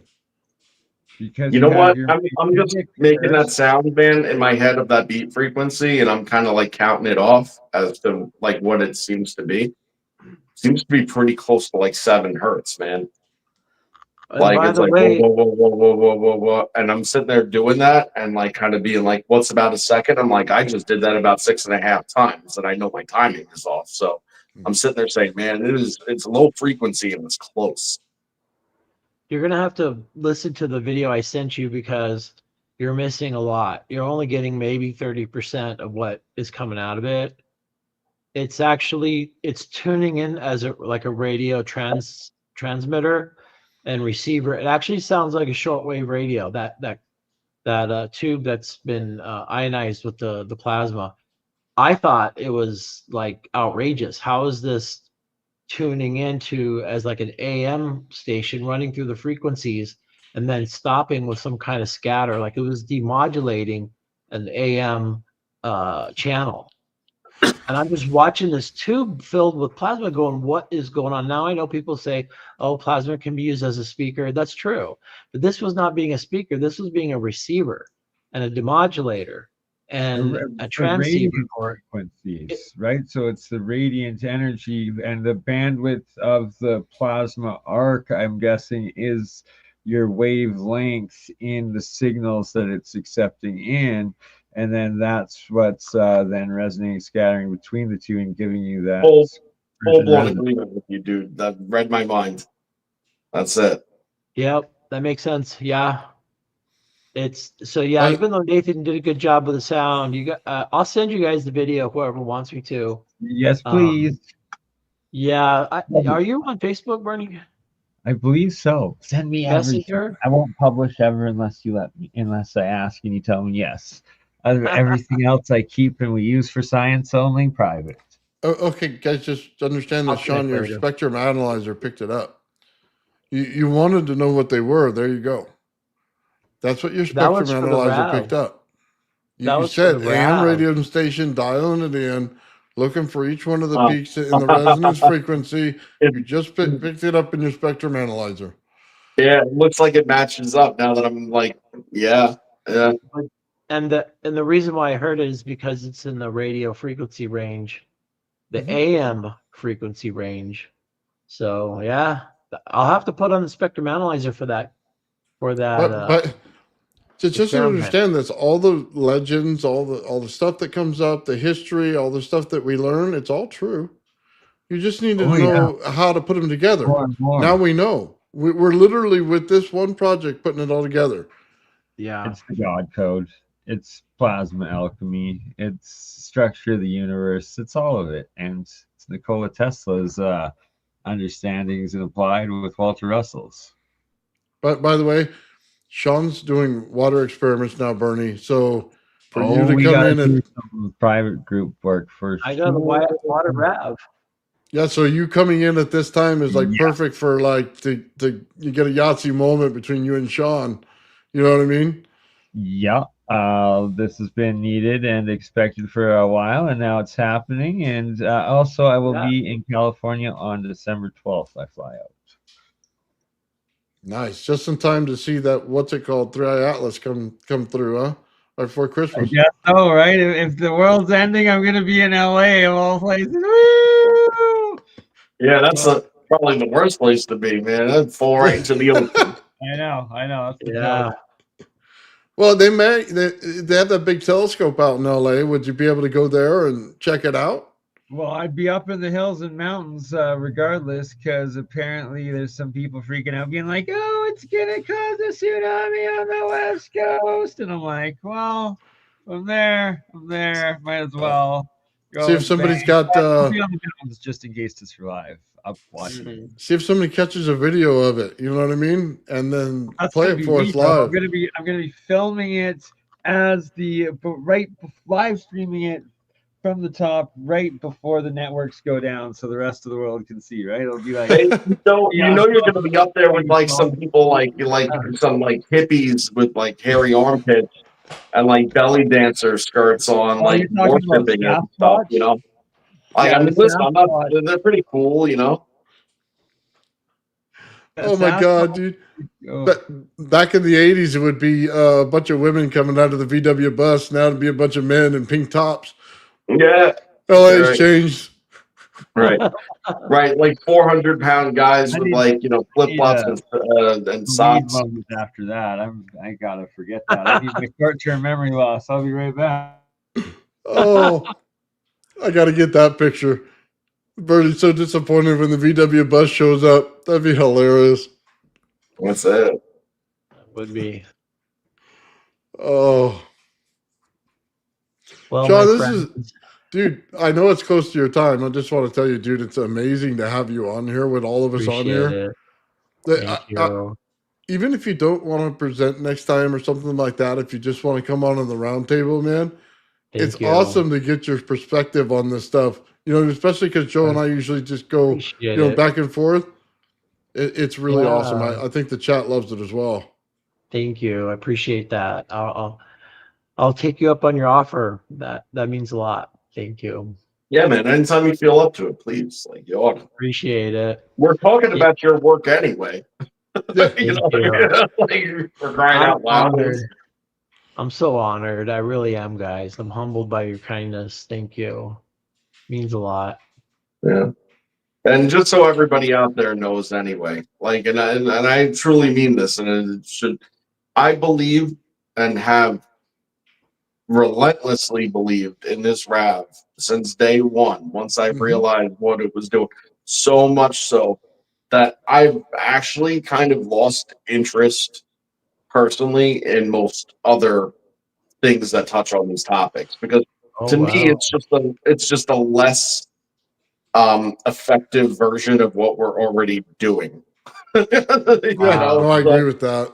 right. So it's for like me, since the and- beginning, I feel the exact same, but I'm more interested in my own stuff and RAV because it's one and the same, and I'm like, this is it, and So, it's the right. connecting part of my Awesome. Right. So spaceship. what you're saying though is perfect because it's true, right? Like what you're focused on, is like within the path of it. It just hasn't gotten there and reached it yet. Well, but it has now, Hey, sort hey, of, but it hasn't, whatever. So Sean's you got to get the go, gist. guys. All right. Much Sean, love, and thank you, my friend. Sean, be Yeah. well, buddy. We'll talk. any Shawn Thank you. episode multi-stream to my channel from the get-go because I will try to be joining them, and let me know ahead of time and I'll plan to be there because we need more Shawn, Okay. and Shawn's work is top notch. Always an honor and pleasure. Love you, Thank Sean. you. That means a lot. Hey, before I go, Nathan, I put a video Yeah, in your Facebook, and it would be great to hear Bernie's analysis on send it to him. when the RAV turns into that bright light RAV, because it's a plasmoid in water. So it'd be interesting to hear his opinion on. I just sent it to you, but you're correct. Yeah, I if you have to want it right go. now, here it is. Yeah. So, what happens with this is that the plasma starts to gather below, and there's water in here. So, um, heated water. When the plasma collects on the bottom, it then starts that spinning plasmoid, and when it's spinning because it turns to a bright white light and it's condensed. See, it's I was condensing gonna there. say the bright white. As soon as it gets to bright white, that is when it's at full energy hydrogen, and that's when the fusion is able to happen and starts happening on it. And that's What? Yeah. the length between the arc there of the tube of the plasma, that's going to be your wavelength of the interactions for the resonant frequency of that plasma fusion. Yeah. Baby, look at that thing go. You see how white it got? Oh yes. So That's and spinning that at that plasmoid. point, there's a good chance that any of the atomic hydrogen that's being formed in there is being Mhm. transmutated into helium, and that if you can collect the gas as Whoa. samples, that would be a new Whoa. verification of the experiment I did with Jeremiah a few years back in that. And it's every time it goes from orange yellow to white that it supposedly is doing that hydrogen to helium. Wow. Thank you. Awesome. I wanted to know Thank that. you. Appreciate it. All right. And I It's a got some pleasure, bits, man. guys. Thank you so much. Catch you later, Sean. Okay. Thank you. Bye. Love you all. Hey, Bernie, you know what he showed that you would have liked, bro? It was really cool. He put a RAV on a salt, because nice business. He put a RAV on a salt crystal, okay?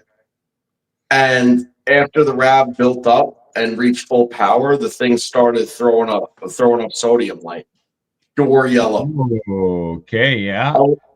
I was like, yeah, that's not the easy trick. That's a what hard trick, man. definitely want to see. And so the star in the jar replication, that's actually what I'm going to be setting up next. Probably when I'm down with Nathan in a week and a half. The sonoluminescence, we're going to be doing fusion just through acoustic tones, and that's part of what I was working on while out in the Okanagan with my sound engineer, music producing friends, where we were taking the tones out of that the quantum intelligence was giving us and then turning them into tracks to play through the speakers to trigger the star in the jar sonoluminescence. And from one tone slash light, I guess frequency slash energy slash I guess elements. That's the key, is that it should be able to transmutate elements from the hydrogen at the white light state, and by putting in the additional colored sound tones, be able to get the other gases out of it in a more stable point of transmutation. By switching the flame color, plasma color of the sonoluminescence within. But we'll get more into that in a private conversation. But either way, that's another major part of what I've just been working on. Very Nice. cool. Yanni's saying far out, scary, keep safe. It's all true. That Yes, said, John Bigman, you just with got it. what Bernie was just saying, definitely. But also what I was just saying too about what he showed us. You got to remember, if you've broken all the sodium off of the salt, that means that you're throwing off chlorine. Chlorine as a compound. It's not doing anything with the chlorine, and you're getting chlorine gas. So it usually so it actually will usually use part of the anode or the cathode as in a salt water reaction. It'll take the chlorine and make a compound out of it instead of a gas, from what I found. Yeah, So in water, but he's not doing it in water. oh yeah, oh, if you're not doing it in water, then hopefully there's nothing to catch it. No. But, okay, yeah, then he's got to have a tester and do closed reaction, try to capture and test, because I mean, I should probably message him because I don't know that he realizes that or not. Yeah, so that's a very good point there, Joe. And yeah, because in open air, it's not doing anything with that chlorine. It's just off-putting it. Yeah, that's so he's got to be ventilated and have gas mask, proper breathing, if doing that, around him whatsoever, for sure. Yeah, that could make you stop breathing. You might want to get that information to him fairly fast. Yeah, exactly. Yes, indeed. Shawn, if you're listening, take this into consideration. And even if you are listening, we're going to message you right after this to let you know again, just because we like you being alive. Yeah. Yeah. That's all I'm saying.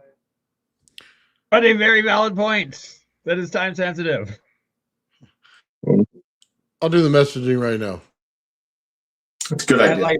Right, it just needs to get to him 100% before his next run of experiments, which hopefully aren't right now because he's inspired after doing the thing. But I think he was busy. Well, life contains a lot of information.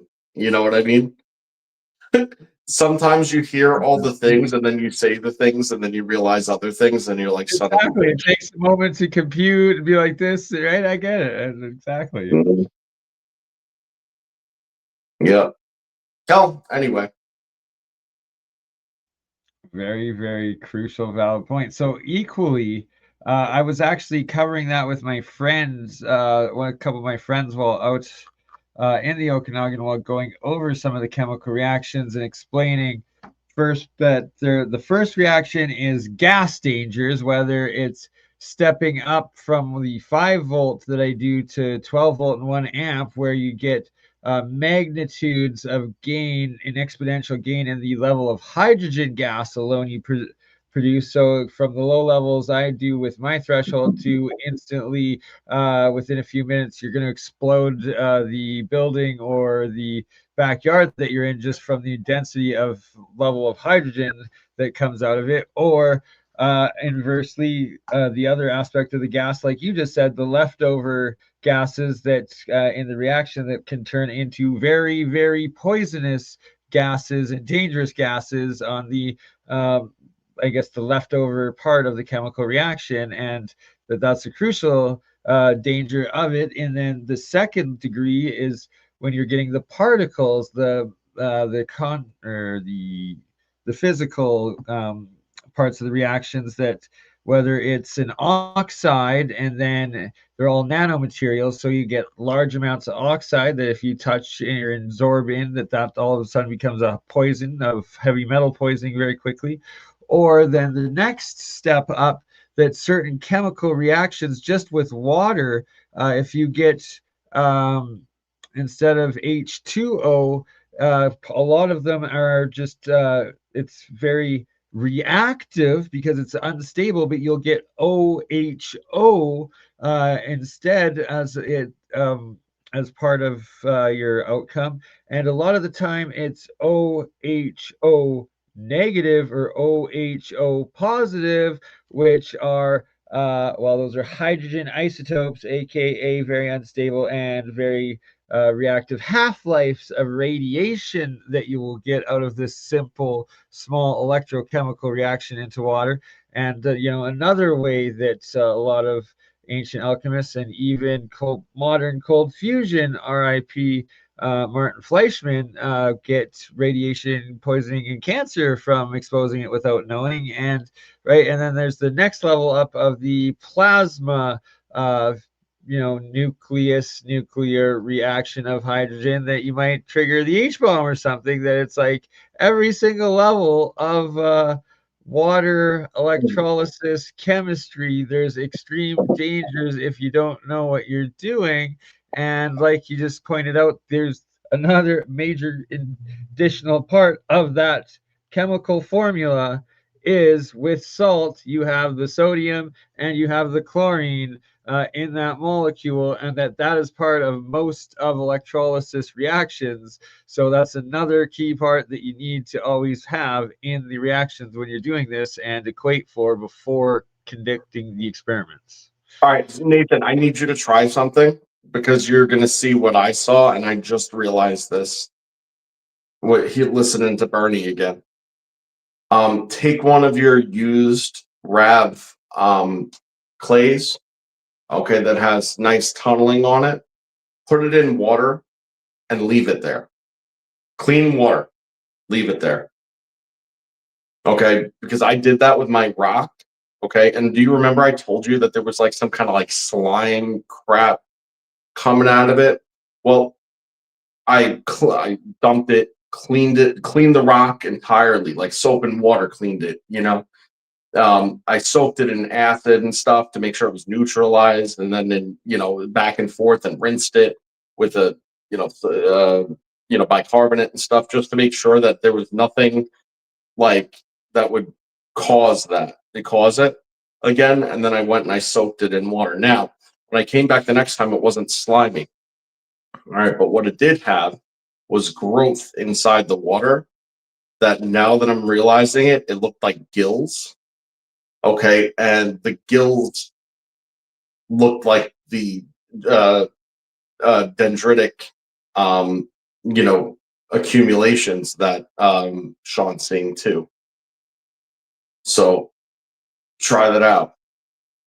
Sorry, my mic was off. Yes, like Shawn was getting. Exactly. Yeah, and then I just realized that it was like the same dendritic because, like I said to myself, I was like, it looks like gills. And I said earlier today, I was like, oh, it kind of looks like I forget what they call them, but the salamander gills, the external ones, where it's like fingers, but then fractal fingers off of it. Oh, It looks like that. Yeah, I know exactly what you're talking about. So hold on. I just want you to just take in the moment for a second.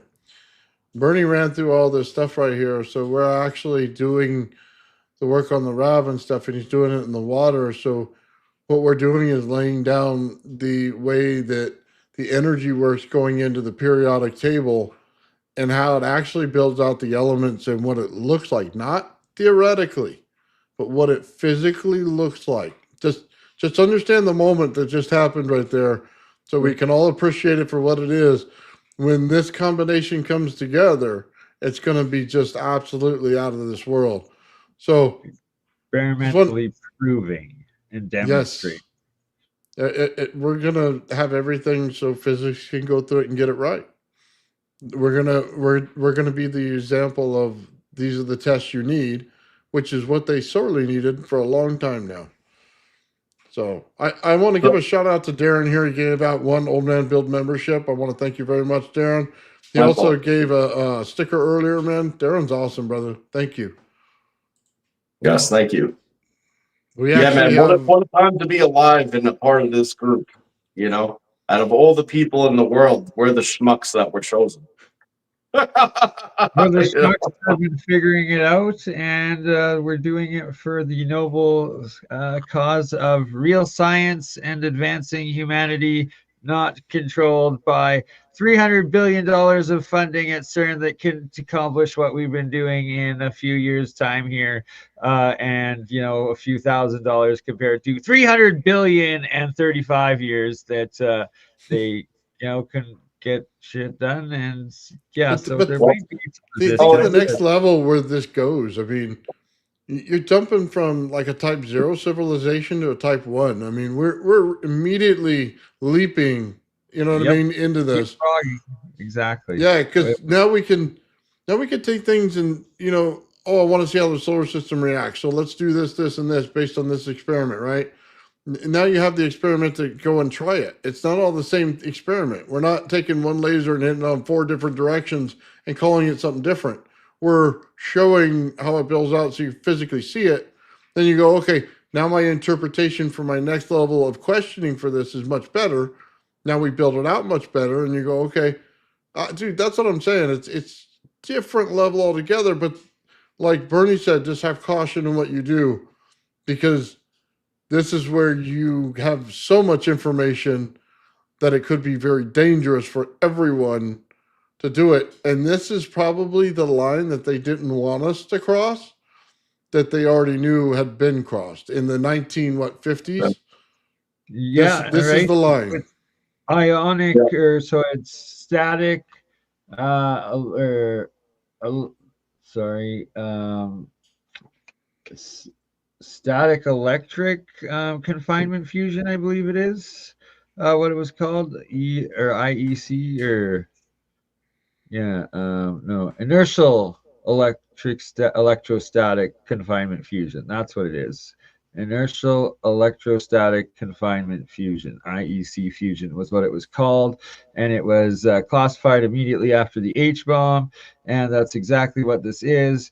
And with the dangers that I just gave there and listed, it's all extremely real, accurate, and it has to get into the forced state of water, how water charges and the isotopes it forms from that negative positive charge and cell structuring.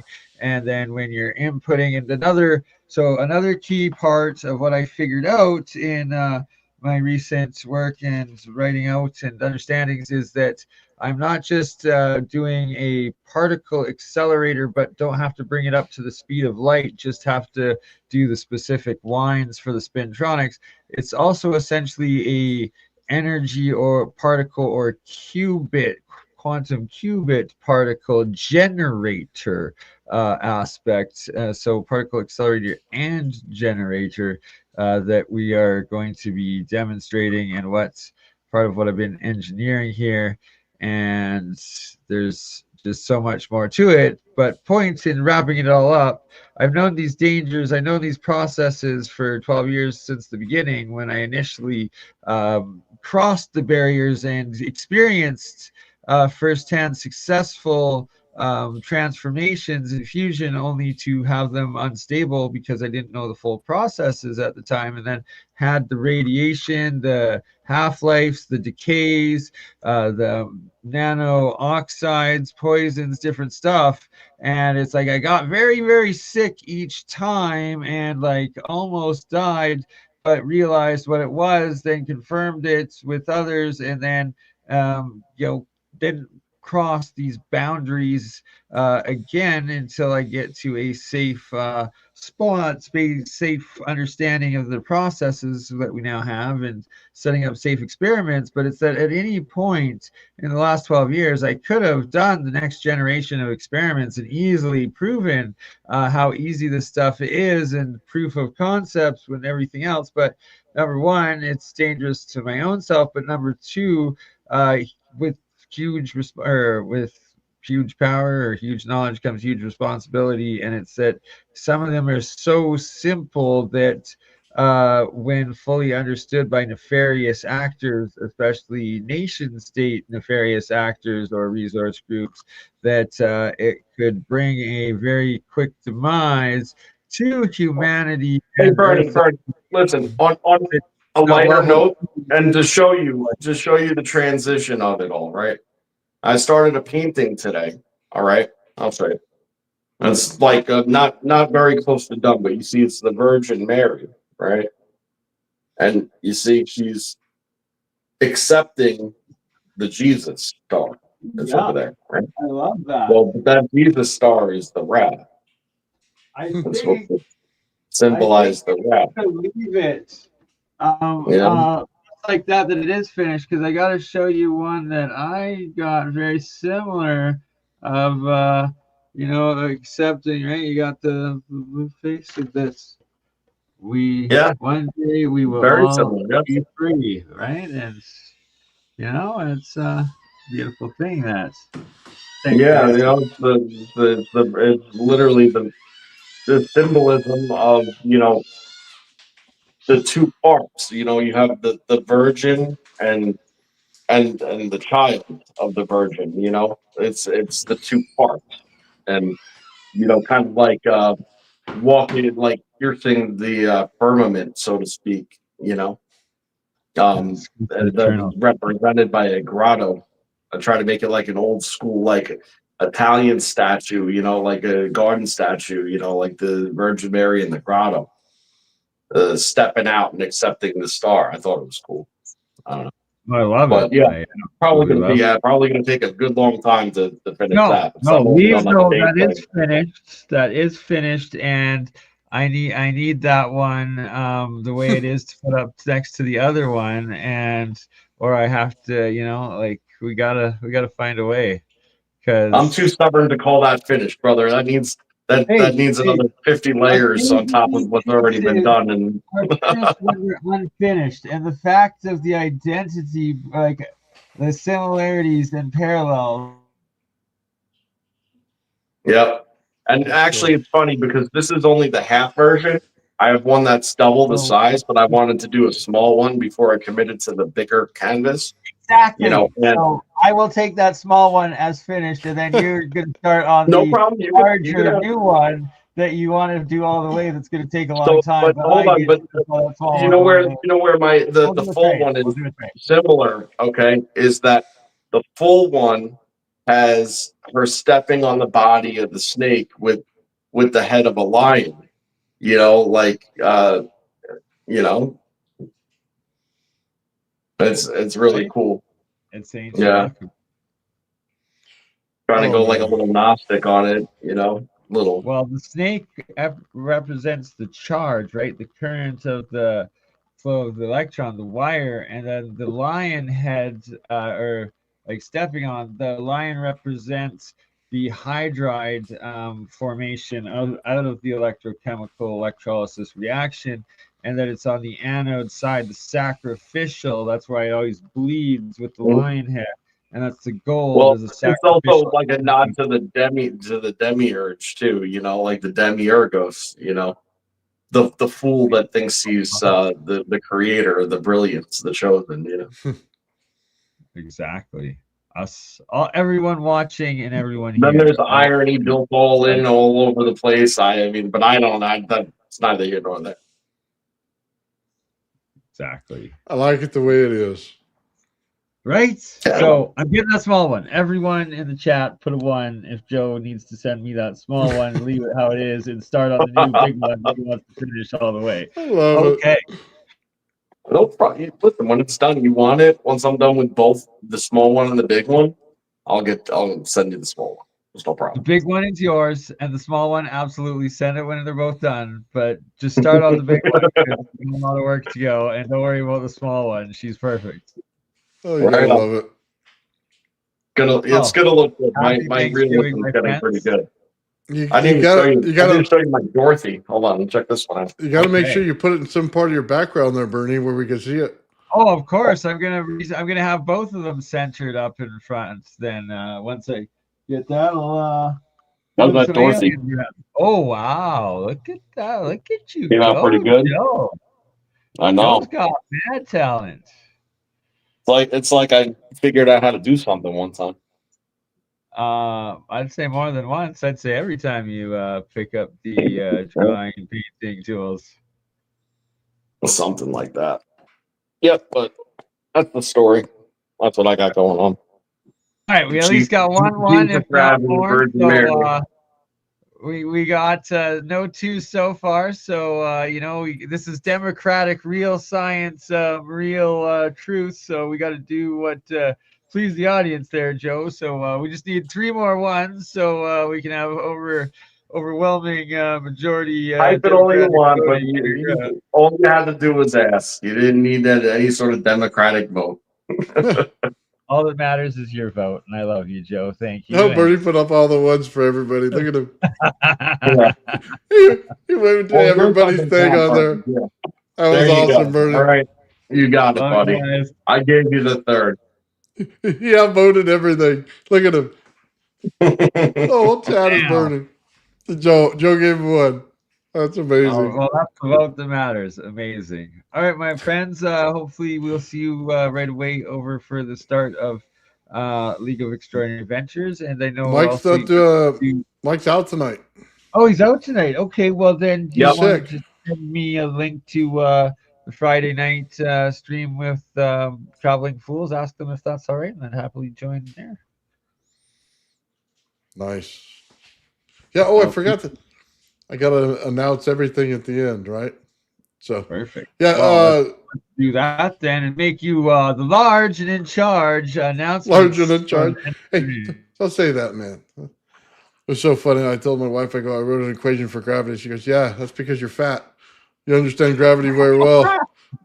No, that's we're gonna go like I wrote the equation, honey, to explain the experimental demonstration of I'm fat. Yes. Hey, man, the demonstration of it. All right, guys, I just want to say thank you real quick to Darren. He gave a $5 sticker, man. Thank you very much. He also gave another Old Man Bills membership. Guys, totally awesome. We're doing some awesome work around here. Stay tuned, man, because this is only going to get better. And we're not coming off of this topic for a while. There's a lot of stuff in there behind the scenes that we haven't shown that slowed down. We were looking at the best way of presenting it, to do interviews and stuff like that throughout everything that we're doing. So anyway, with that said, guys, I want to thank everybody for watching today. I'll be on Traveling Fools channel later on tonight. Don't know what the topic is. I don't know what's going on. I missed everything with Thanksgiving yesterday. Kind of messed up my whole schedule. So with that said, I want to thank everybody in the chat today. I want to thank Shawn for coming on. I want to thank Bernie for hanging out with us as well. Joe, always thank you to you, man. With that said, have a great day, guys.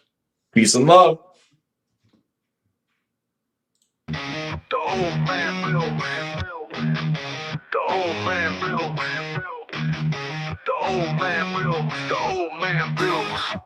The old man builds is broken in the head. People not seeing reality has put them in the red. Where conscious and spirituality been stricken from the norm and replaced with the ignorance of basic magnetic form. The geometry of God keeps running through his head. That's what makes old man builds broken in the head. The old man builds. The old man builds. Spheres of destiny are spinning in his mind, making him travel back and forth in time, battling the establishment for just a little recognition. Has him forcing the world to understand his premonition. That world will have all the technology in the end, even if it means his life will fail to instead. The old man builds. The old man builds. The old man builds. The old man builds.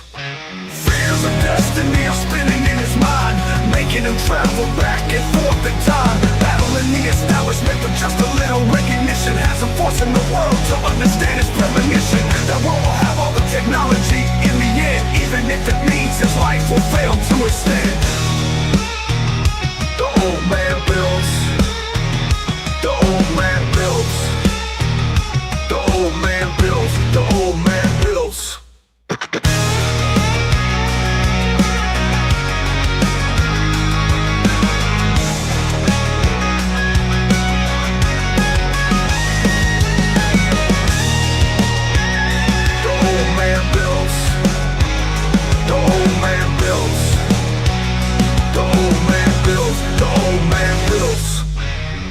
Fears of destiny are spinning in his mind, making him travel back and forth in time, battling the establishment for just a little recognition. Has him forcing the world to understand his premonition. That world will have all the technology in the end, even if it means his life will fail to extend. The old man builds.